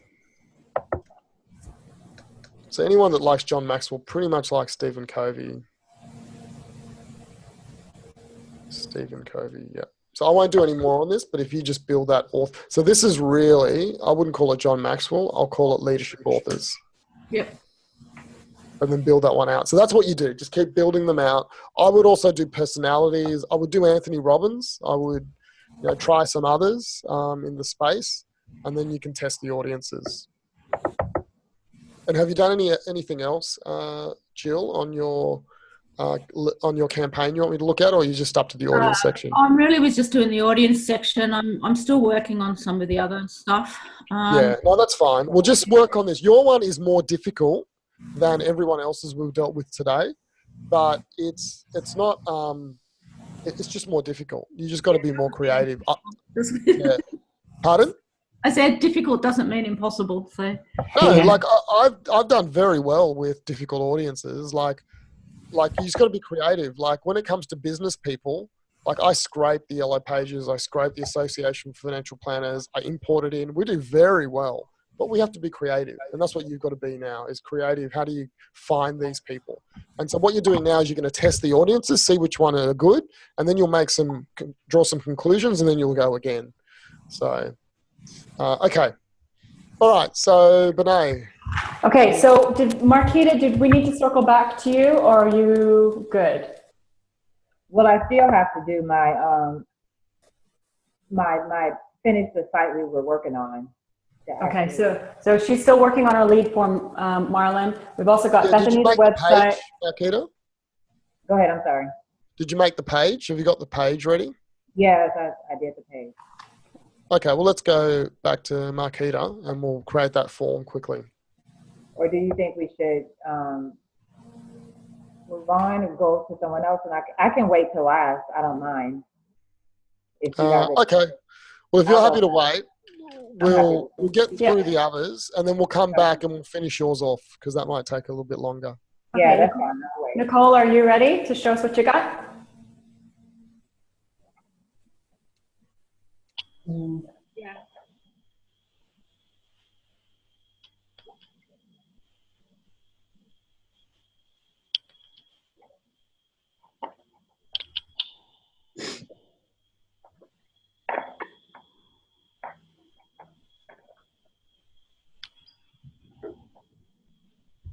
Okay, so Nichol, I'm going to request access. And what did you want me to look at with yours, Nichol? Okay. You need to look at everything. I started the website. I don't even think that my thank you page and my cheat sheet and thank you page is done correctly. So I just need you to go over as much as you can. Okay. All right. So firstly, you need to create your Facebook page or link it up. Do you have a Facebook page? Not a business page. Okay. So that's the first thing you need to do before we create the ads, but you can do that later. I think the most important thing for us to look at now is your landing page to make sure that that's all set up properly. Because that's the most difficult bit. Everything in Facebook is relatively easy to do for me to do with you and get it rolled out. But unless we have that thank you page set up properly, then you're going to have issues. I'll just have a look here. We've got tools, may not. An ad blocker is. Oh yeah, you've got an ad blocker. You probably have to turn that off. So well, don't worry about it for now. So you haven't created an ad yet, a campaign yet. Let's just look at your audiences.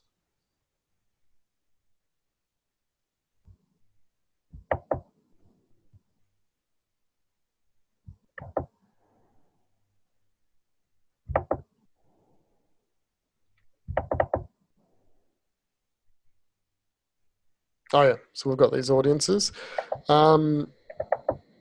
You've got interest, training and development, personal self-realization, wellness, 14 million, career, 39 million. So you've seen how we need to reduce these audiences down, Nichol. So I'll leave that for you to work on because basically you're just going to break it down like we've done the last few times. I think this landing page here is something we need to just make sure it's all working. So have you got an image for your book yet? Do I have a 3D image of the book, like even just an image of the book cover so we can put it there? I believe I do, and I copied 3 of them in the file export, downloaded them. They're in the downloads. Okay. All right. So let's just see if we can add it here. So I'm just going to add an image along here. and then insert an image. Let's have a look here.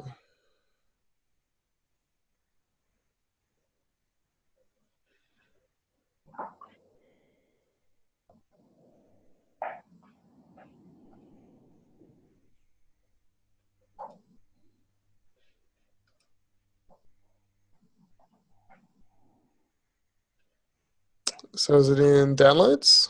Yes.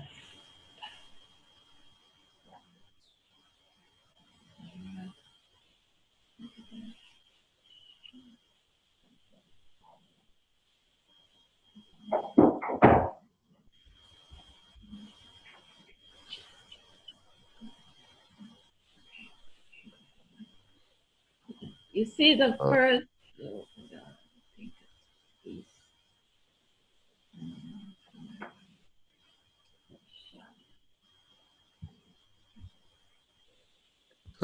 I'll just rearrange it by date, 21st of the 10th.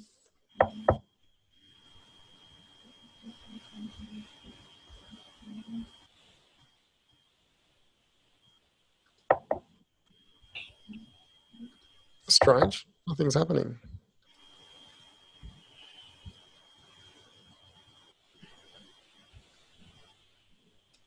You know where it is, Nichol? The image? When I look at it, it was the top. Now I'm not seeing them. Can you go down some?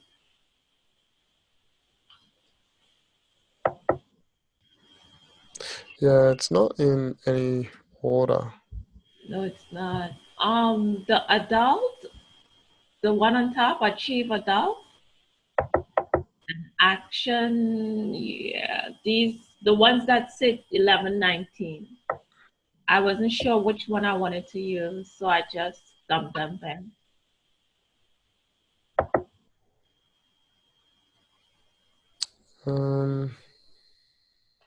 Yes, I don't know what this is. This is kind of strange. Okay, so all you need to do, Nichol, I've added it there. All you need to do is basically click on that, and when you find it, you can add it. You can add the image in there.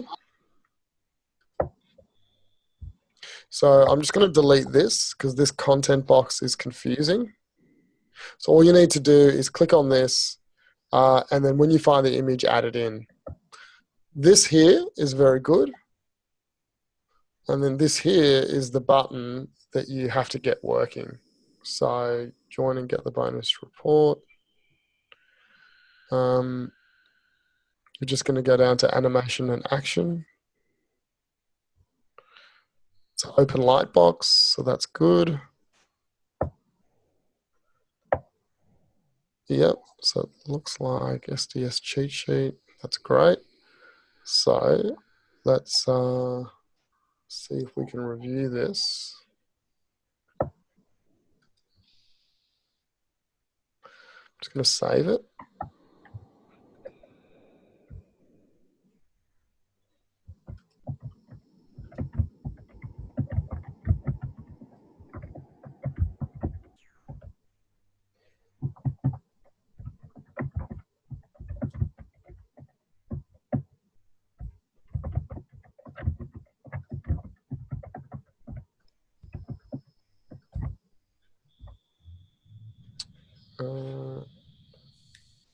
Okay, is anyone who's used this recently, they've just got a new user interface, how we see the preview?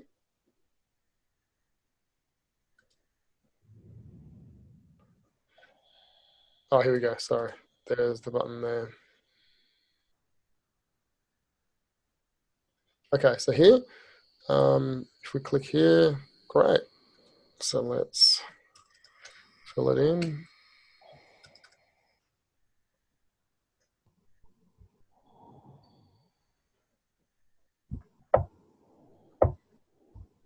So this should redirect to your thank you page, which is great. Let's see if the pixel is on there. So the lead pixel is not on there, so we need to make sure that that is installed. And then if you click here, does it take you to the download?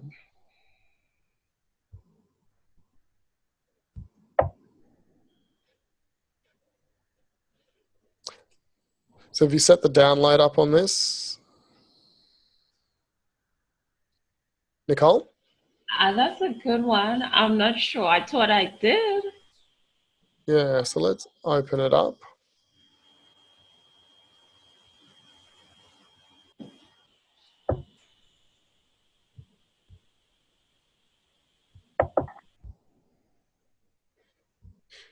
And what is this URL here, Nichol? Is this a site? Where did you get this site from? That's from GoDaddy, the website. This is your new website? Yeah. Okay. So a couple of things. You just need to put your URL here for the actual ebook. So when you click on the button, it says button link. You just need to paste that there. So if you just make a note of that. The other thing is your URL, you need to get them to make that your real one. Is this your whole site now? Is this your new site, or are you just using it for the landing page? I'm still working on if I'm going to keep it as just for the landing page, or if it's going to be for my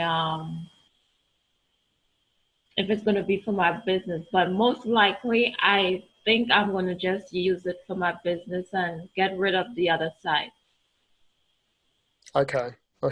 So before you start promoting, you probably want to change this to the right URL name. Okay. So that's fine.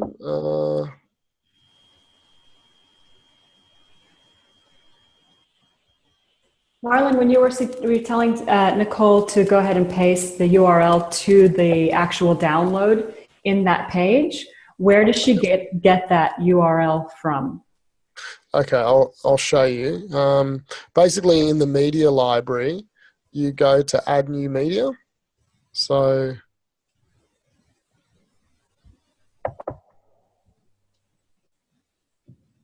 and then you upload the PDF here.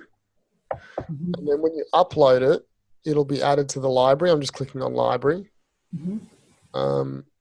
And you'll see that these, here it is here.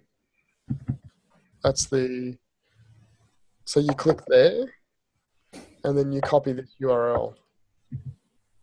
That's the URL. And when she updates her site to actually have her business name, her actual URL there, will it automatically update, or will she need to update that later? Again? That's a good question. Like this one will update, the actual URL will update, but the link she pastes into the landing page may not update.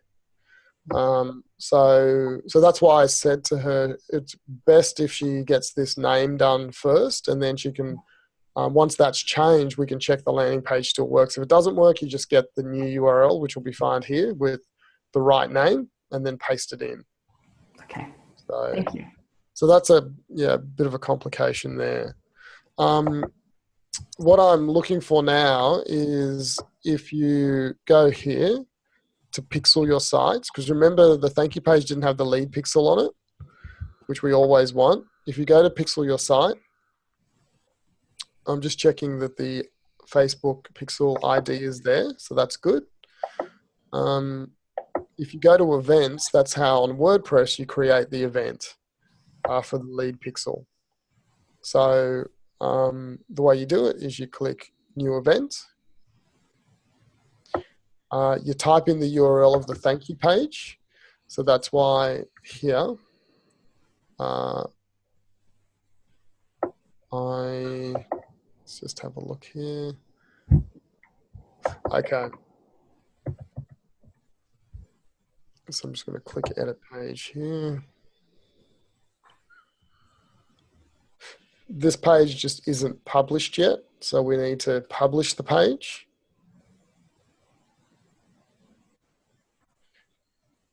And this is the URL here. Now, the other thing is that's why it's important to have the real URL, Nichol, because what I'm going to do is create a lead event based on this URL with this domain name, which isn't the right one.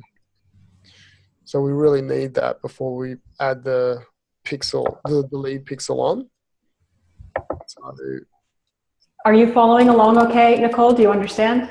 Yes, I'm writing everything down. Okay, great. Nicole, I'll do this with you. So basically what you need to do is this week you need to go to GoDaddy and say, you're going to need to make a decision whether you're going to use this as your site. And if you are, you need to go to support and say, look, can you put this domain name on this site? And they'll hook that up for you and make it work. And then all of this is easy. Then I'll have to redo this again with you because you need to make a few of these changes. So even though I'm showing you here, I don't expect you to know how to do this. This is complicated stuff. It's all in the videos that I've given you, but yeah, you've got an added level of complexity because your domain name isn't right. If your domain name was right, everything is done. Like what we're doing now, it's all done. So it's just a little bit more complicated for you because of that. But basically, to make the lead event on the thank you page, I type in the URL of the thank you page. I choose which event I want. If it's a purchase event, add to cart, we choose lead. And then you scroll down, you leave everything the same, and you just click add.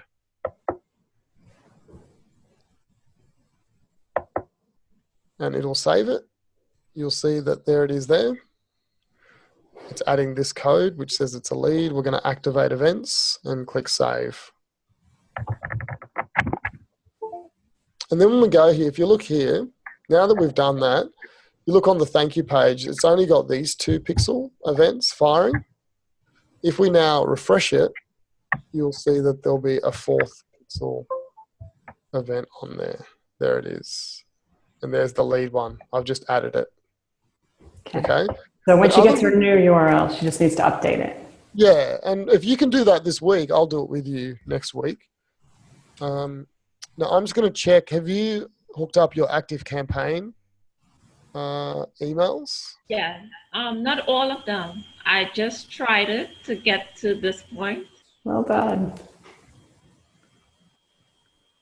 Okay, so I'm just checking my email here to see if I got it. So I should have got it or I shouldn't have got it in my email? You should have gotten it. You should have. I should have. Okay, so let's have a look.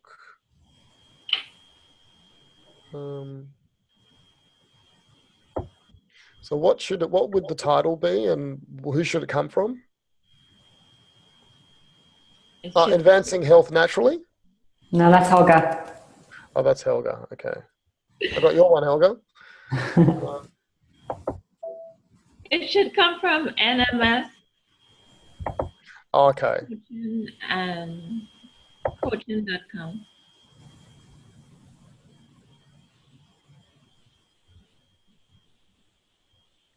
Okay, I'll just check my spam. Who are you using to send it?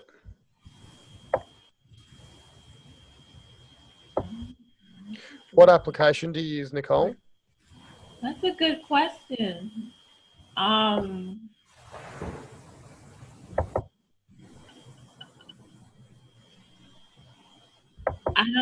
thinking about it. I don't think it's set up. Okay. Yeah, so I didn't get it. So what app are you going to use to set it up with?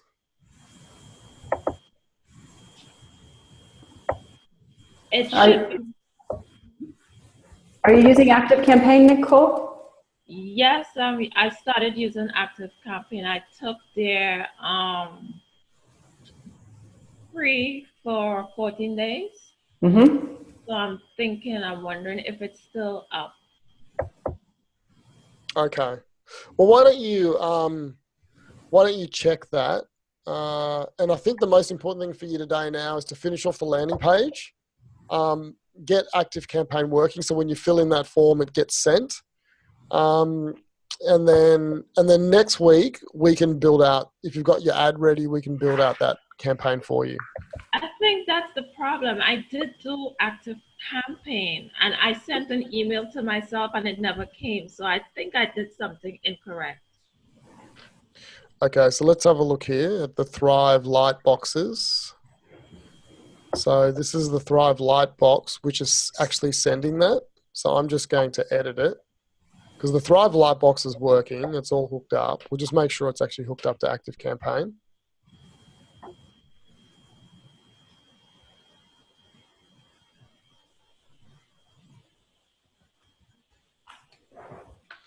Okay, so if we click here, whoops, and edits, so you have hooked it up. So the cheat sheet, that's the form. You created the form, which is great.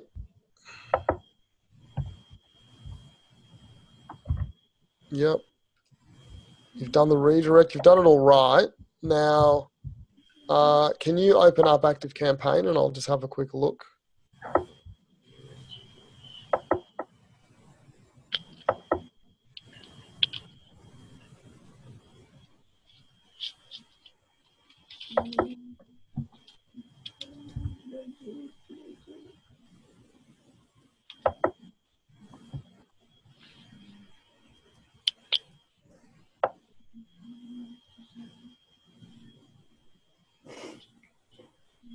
You know your account name? It's usually your business name, I think, or mine is. Yeah, but I'm not sure. I think this is the free stuff. Yeah, no, you've got to type in the There we go. yeah.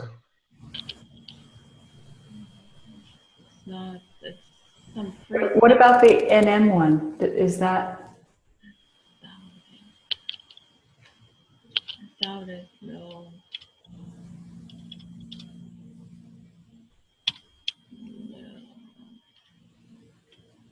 Because mine is Universal Coaching Systems. That's my. I did do it with this, and they sent me something else, and it's all numbers. I don't think this is it. All right. Why don't you try and log in, and we'll move on to the other two. Thank you. All right. So who's next, Bethanie? Bethanie. So Bethanie, okay, we could just. Yeah, if you share. So do you not have a website? No, I have a website that I just created, and you don't have time to teach me how to use website creation stuff. I need to spend a lot more time on the website. Yeah. But what I did was I created a basic website, and then I added the plugin Pixel Your Site, and then I have a Facebook page. I'm not sure how to connect those things, or if the only time I need to do that is when I'm doing an ad. And so I just want to know if I'm moving in the right direction, basically. I think you don't need to connect your Facebook page to your website at all. So what you do need to do is install the Facebook Pixel on your website, which is you do through Pixel Your Site. So that's really good that you've done that. I think I did that already. Can you check me and see if I did it right? Yeah. Just share screens. Okay, let's see.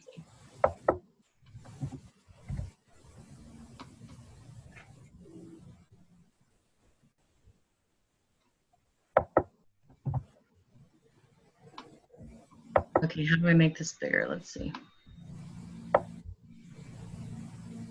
Okay, can you see that now? Yes.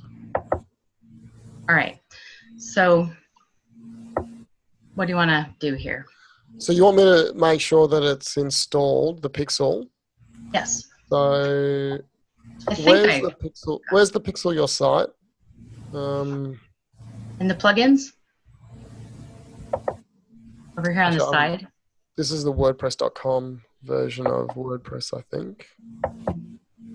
So your site is right there. Yeah. Yeah. And so I've got this down here. Yep. So that's right. You've done that right. Cool. And then do you have a lead event? Not yet. I'm just getting to that point. So it took me all day to kind of get this far. Yeah. Well, when you get I thought I was better at this, but no. Yeah. It does take time, but once you learn to use it, it's quite quick, but there is a learning curve. Yeah. Okay. So is there anything more you could help me with, or do I have to do something else first? It's really just building out those landing pages. I don't know if they have a tool called Elementor on wordpress.com. So Would it be in the plugins? Click on plugins, yep. And then type in Elementor. It's Element and then OR. Elementor. Oh, good. Okay, so install that. Install it? Yep, install it. That is the easiest page builder to build out a page that you can get. There's also these add-ons you can get. They're free as well. But watch their tutorials, and you'll see that your page building experience will go from frustrating to easy now. Oh, good. I'm glad to hear that. I've used Wix before, and I've done a lot of things in Wix, but I've not used WordPress. And after last week, when you said don't use Wix, that's why I'm creating a new site. So I'm a little bit on the bottom of the learning curve here. So yeah, no, it's amazing. So we use it for all of our sites, and once you get used to it, it's very quick. But there's Is it going to let me create subscribers that can use a special part of my site? No, you won't. You're not going to. That's a membership site. I don't think you're going to be able to build a proper membership site off this. Okay. Off this. So Life Coach Office, which is what Bethanie does, is really good at creating a membership site. WordPress.com. You can. I don't know if you can do it on WordPress.com, but the self-hosted version that Nichole's using, you can do it. But geez, it's complicated. Yeah. And you guys get, I think, 3 months of Life Coach Office for free also with your Academy membership. I would definitely recommend. I've just built a membership site for a client, not using Life Coach Office, using WordPress because they wanted it in there. And yeah, it's a lot of work for us to do as opposed to you guys. And we do this all the time. So I definitely recommend using a simple solution not a simple solution, but a usable solution, and not build it in WordPress because although you can do it, it doesn't mean you should do it. Okay. Thank you. Okay. All right. Okay. So let's move on. I think we've got. Okay. Yeah. It was we needed to circle back to Marquetta. Yeah. Yeah. And then Helga, she's disappeared.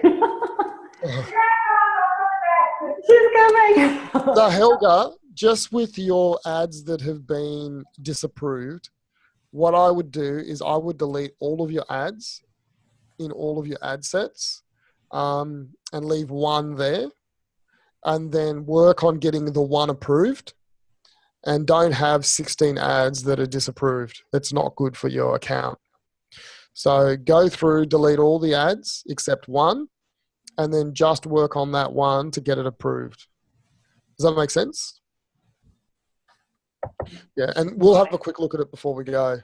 Okay, and I have a hard stop at 11, but let's try and get there. Okay, and just while Marquetta's getting ready, Helga asked, how much is Life Coach Office? For 10 coaching clients, it's $24 a month, and for unlimited, it's $49 a month. And you can manage all of your coaching clients, relationships, notes, classroom in there. Renee, one question. I had signed up for the Life Coach Office, I think over the summer, the trial version of it. Yep. I didn't renew it. Is the profile still there, or does it automatically delete? Yeah, we keep it there for a year, so it'll still be there. And then once you're ready, because all of you guys, you just need to fill in the contact form and just say, hey, I'm in the academy. Please, I'd like to start my trial now. And then Kim Horvath will set you up. Oh, okay. With your first 3 months, and then you can pay once those expire if you like it and it's working for you. Okay. All right, so I'm just refreshing this page. Just hopefully all the.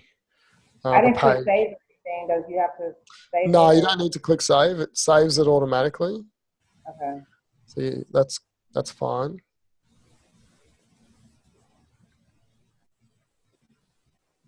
Okay, so we're going to go up here to the ads set and set the page that we're promoting the ad to. And hopefully Marquetta's page will come up. Fingers crossed. There it is. Woohoo! Well done, Marquetta. Okay. So now that that's done, you'll see the problems go away. Hopefully. All right. So there's the page. We'll scroll down. There's the image. Now we're going to create a form. So this is the form that's going to pop up instead of the landing page. So obviously it's a new form. And next. Okay, so when you build a form, you can either say, I want a form that has more people coming through, or the people who come through have higher intent. Basically, this puts an extra step in the way. It puts a roadblock. So if they get through the roadblock, then you know they're really keen. So I wouldn't do that. I'd just say more volume. So this is the headline of the form. So the headline of the form, we typically will make the headline of the ad. So we want to kind of make it as close. Okay. Is that the one there? 5 yeah, secrets? Yeah. Is that okay, you guys? Yeah.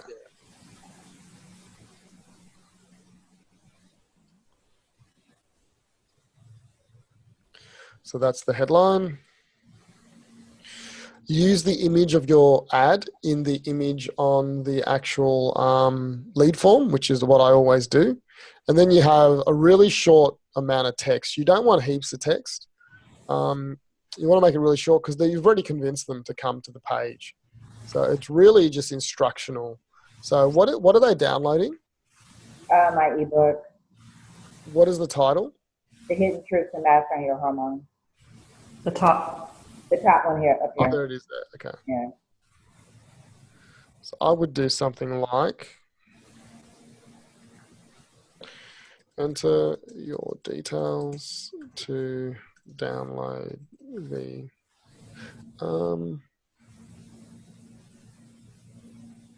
Great ebook. actually, yeah, it's actually saying it there. Let me just scroll down a little. Yeah, no, that's all right. To download the ebook.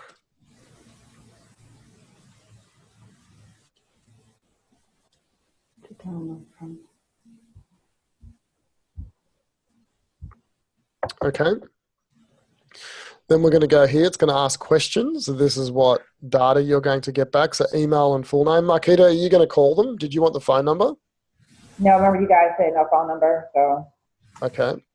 I wouldn't put custom questions. So it's just going to ask for those two, and they should be pre-filled in. Oh, the other thing you need is a privacy policy on your website. And so let me just have a look here. Link text, link required.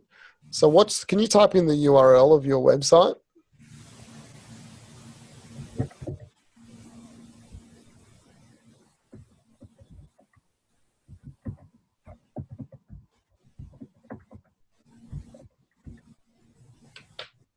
Okay, so I'm just going to type in /privacy. I don't think they're going to approve this. Link text is, because you actually have to have one. So let's just have a look and see if they approve that. So that's important because they're just trying to cover their own tracks here. So because they're in partnership with you now, then they're saying, well, you need to have a privacy policy that will cover their tracks. So I don't think this will get approved because there's no page there. It's going to check it. And then on the thank you screen, and so you need to just go and make that privacy policy. So just go and find a coach that you admire, copy their privacy policy, change their name. This is not legal advice, I guess. That's all I do. Or you can go, there's a great site. I'll actually find it and put it into the group. Actually, there's a great site with a proper privacy policy that you can get created, and you can just enter your details and it just creates it for you. So that's probably better advice. Okay, so the headline on the thank you screen says, thanks, you're all set. Your info has been sent.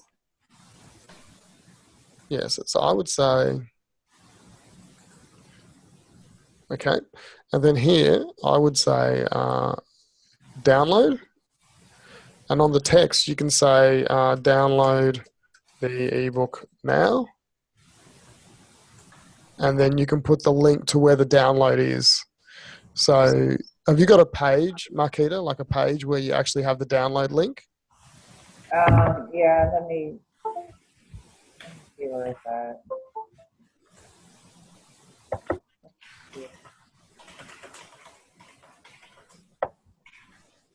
This is where it's located. It's in a long address here. And where's that hosted? It's on my my website. I think I uploaded it yesterday. Yeah, okay. So that's the website. Do you have like a thank you page that we built? Where you I built one, but they changed my template, so I lost my thing. Remember, I had showed you guys the pages I had created myself. Thank you, page, also the lead. So I got to redo them. So yeah, so there's a few things you can do here. You can send them to your homepage. You can send them to the actual PDF like you've got, or you can send them to a thank you page that, you know, it's your website with a button that says, hey, you can download it here. And on that page, I like that. Maybe I'll send them to the thank you page afterwards. It doesn't take time. I just need to do it. Yeah, because on that thank you page, you can eventually put a video on it and make it quite interactive. So, okay, let's go back to. So that's what you need to add. So I can't proceed until I have that done, or? You don't need to. We can just send them to your homepage. Okay. Why don't you type your homepage URL in here now? My homepage for? The website. Oh, okay. So for now, just type that in, but ideally you want to put in, you know, or you could just send them straight to the ebook if you like, but it's better to send them to a page that's branded with you. Okay. With your company. Okay. Do I need the www and all that, or? No, I would put in the just HTTP.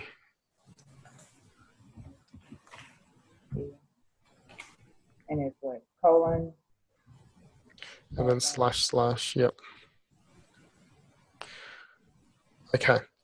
So that's kind of all you need to do. So what you do need to do is the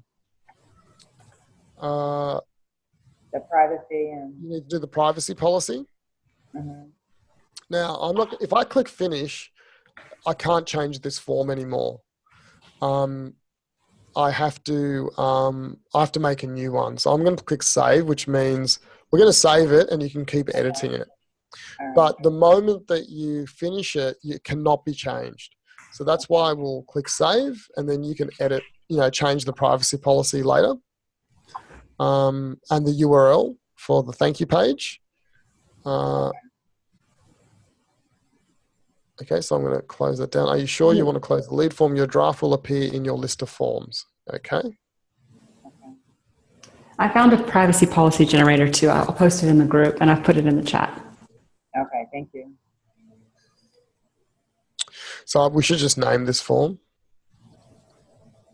What's the lead magnet call? Oh yeah, I'll just call it the 5 secrets. Okay.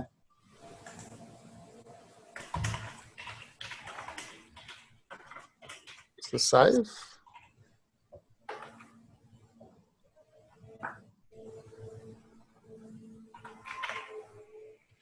I'll just close it.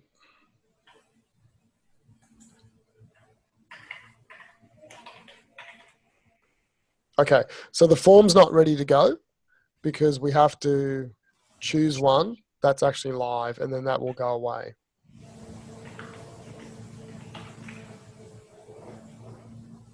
Okay, so you can see there's your ad.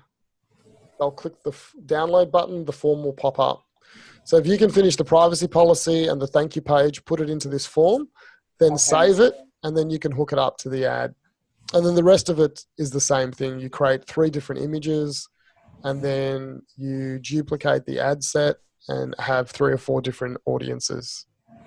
Okay. Now, I think for you, Marquetta, if you can, get your website, actually, no, not the website. If you can do your privacy policy, Do your thank you page, hook it up. Try your best to actually make this up, and then next week we can finalize it for you. And then you can start running the ads. Alrighty, sounds good. Okay, great. Now, Helga, before we finish, if you can just come back on and share your screen. I just want to show you what to do when your ads get disapproved. Now, a lot of you guys are going to have this problem because you are in the weight loss industry and you're talking quite personally. And so I want to show you how to rewrite these ads. But there's some best practices. So, Marlon, before we do that, Mary Elizabeth wanted to remind you that you were going to share what's the downside of the Facebook form. Oh yeah, the downside of the Facebook form is, remember how she had to click the button? Marquetta, on the thank you page, they don't actually get the lead magnet. They just get a thank you page, and to get the lead magnet, you have to click the download button. And then they get, so if someone fills in the form and doesn't click that download button, they won't go to the thank you page. And so they will get it in the email that gets sent, but they won't go to the thank you page automatically. They'll just stay on Facebook. That's the one downside. It's worth it for me because we always email the lead magnet. So that's the first thing. The second downside is... you were talking about having to manually paste the contacts into your email. Is that still the case? That's the second downside. What happens is that lead gets put into Facebook. And Marquetta next week will show you how to integrate that lead form using something called Zapier and to push that into ActiveCampaign or MailChimp. That is a paid add-on to Zapier. Zapier is free, but the Facebook integration is paid, and it's $20 a month. And so you can get access to the leads, but you manually have to go into your page every day and download the leads that come in and then manually put them into ActiveCampaign. Now, when you're starting out, it's worth it, right? It's worth doing that because you're getting a higher conversion rate and your campaign's working. But as you grow, you don't want to be manually doing that every day. So they're not getting the email until you manually put them in at the end of the day. So with all of my clients who pay me, everything's automated. They pay the $20. It's all automated. It's not a downside for us at all. For you guys where budget's an issue, it's a downside, but there's a way around it, and that is go to your page, download the leads, input them into ActiveCampaign, and then it gets sent off. Is it ideal? No, but it works. And things don't have to be always ideal. But if you're getting a higher conversion rate, it's worth it. But eventually when you start making money, you can automate it. So they're the two downsides with lead forms, but conversion rate's high. Like I said, I've got 2 clients with huge conversion rates, and that's worth a lot. Okay, you've got to go in 3 minutes, so we got to do this stuff for Helga. Okay, so Helga, if you share your screen, I just want to show you something so you don't get banned. So it's really important how you manage rejection from Facebook when they disapprove. So all your ads are not approved, and they're not approved because, so what you normally do with Facebook is... So that's what I got. That's the email I got just there. Yeah. So basically you need to run an ad. You need to put the ad up, get it published, and then you see what Facebook says about it. And then you need to change it. So if you look at this green monster one, it says not approved. Yeah, I've just changed some of the words. I changed it to me instead of your. Whoops. And I took out the women's. I just put a menu guide. Okay, so if you look here, this is weird because there's no instruction here on what you did wrong. Can we go back to that email and just have a look? Oh, here it is. Here's one. Your ad wasn't approved because it doesn't follow our guidelines. How come I can't see all of that? Anyway, we recommend... Okay, it's talking about... It's the typical one they normally do. It's talking about someone's personal attributes. So if you look at the ad, the first thing I would do is I would go from first person to third person. So you have so much to be grateful for in life, but sadly, your sluggish body doesn't feel the same. See that? How you're talking about someone's sluggish body, their personal attribute. They don't like that. But sometimes you can get away with it. So I know there are ads running at the moment where they break all these rules. And sometimes Facebook lets you get away. It's because it's a bot, it's unreliable. Is there anywhere that you can see the ones that have been approved? I guess I'm confused why they approved 5.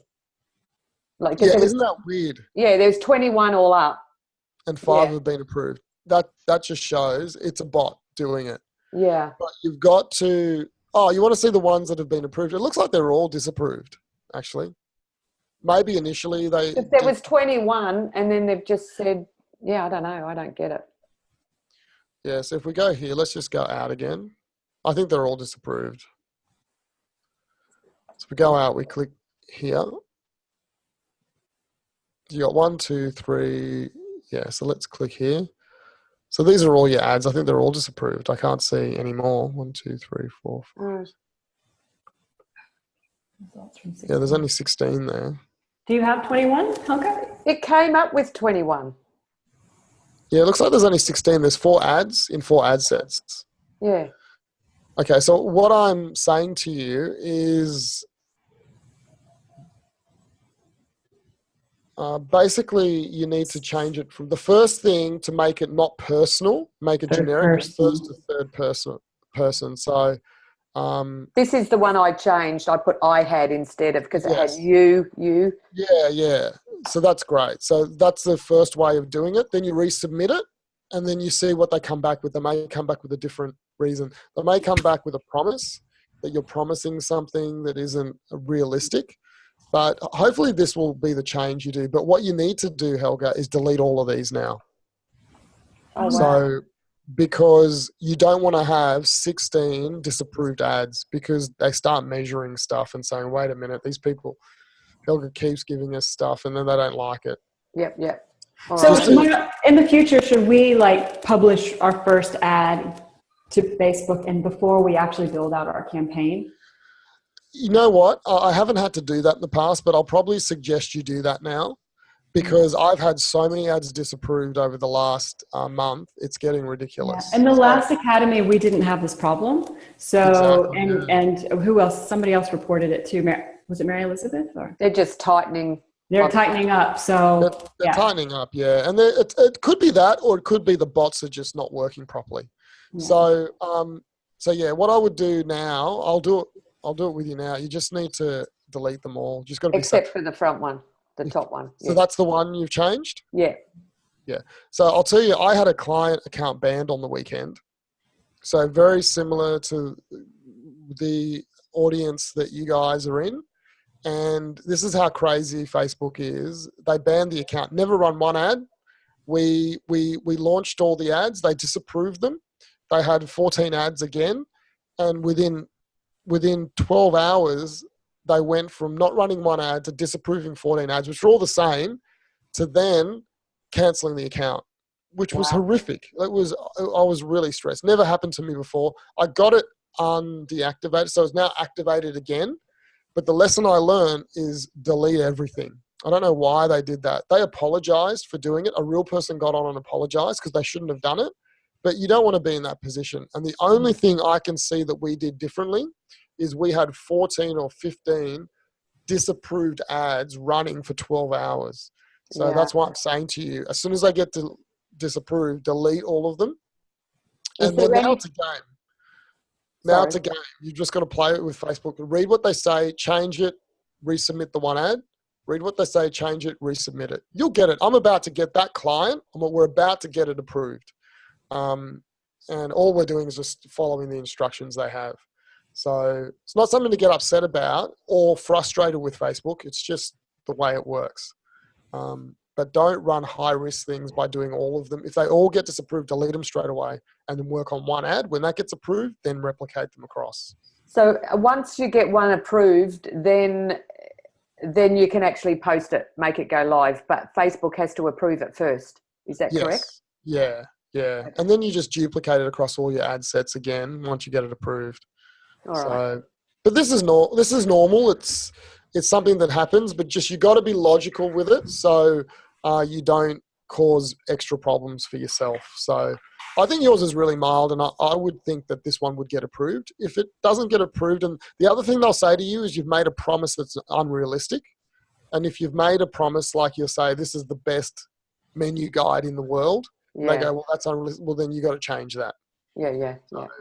So So just post in the Facebook group. Like what you do now is post in the group, like a screenshot of the ad, a screenshot of the reason why, post them both, and then I can help you and say, look, change this. All right, that's awesome. Thank you so much. But you've got to see it as a game, not as a... Don't make it risky that you know, like delete everything so you're playing by the rules. You don't have too many disapproved things. And now it's a game between you following the rules as opposed to you getting frustrated with Facebook because once you get it approved, you're off. But they're just protecting the audience. That's all they're doing. Okay. Well, cool. Bethanie, I better go. You gotta go. Okay. That was a good session. Thanks, Martin. Full on. Bethanie, just one more.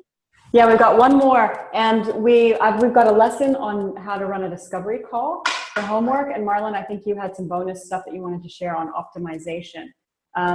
So Helga, can you come off share real quick? I'm trying, and I've got this. You just got to boot me off. Sorry. Let's see. I think I just have to share my screen. It's really weird. It won't let me share screen, and it boots you off. And then there you go. Thank you. Share. Okay. All right. So you've got to go, Marlon. So yeah, next week is the last meeting. So Marlon, you and I can catch up later, and I'll hang out with these guys just for last minute, and we'll talk about. I'll just get their feedback on how they want to spend the last meeting together. So we'll see you later, Marlon. And I'll release some new videos tomorrow, just on optimization, and I'll give you a bonus video on how to build a funnel as well. Cool. Yeah. Okay. Cool. Yeah. So. All right. Yeah. So since we do have one more meeting left, I would like to ask you guys, how would you most like to spend it? I mean, do you want to have just a working group like this where you just are all allowed to ask your questions? Do you want to talk specifically about discovery calls? How are you feeling? What do you want? What about a working group, like what we're doing now? Yeah, I was thinking that could be good because it's pretty powerful once you get in there and get him to go through all your stuff. Yeah, is everybody happy with that approach? Sounds good. Okay, and then basically what happens is once you publish your campaign, you start to get people into your funnel. You start to get people booking in for discovery calls, and you just need to be ready to have that conversation. And the video I'm going to give you this week is basically how I do discovery calls. And I think what the biggest advice I really want to give you is it's okay to get your first 9 as no's. Like, you have to learn how to do it. And it's just keep doing it. It all just comes with practice. I think my first 9 were no's or maybes, and then I start to close everything now. Yep. So, okay, so I'll see you all next week. Bring everything you've got. It doesn't matter where you are, there's no right or wrong. Just wherever you are is perfect. And we'll get you as far as we can before we end. Oh, Helga's taking her selfie. One question, Bethanie.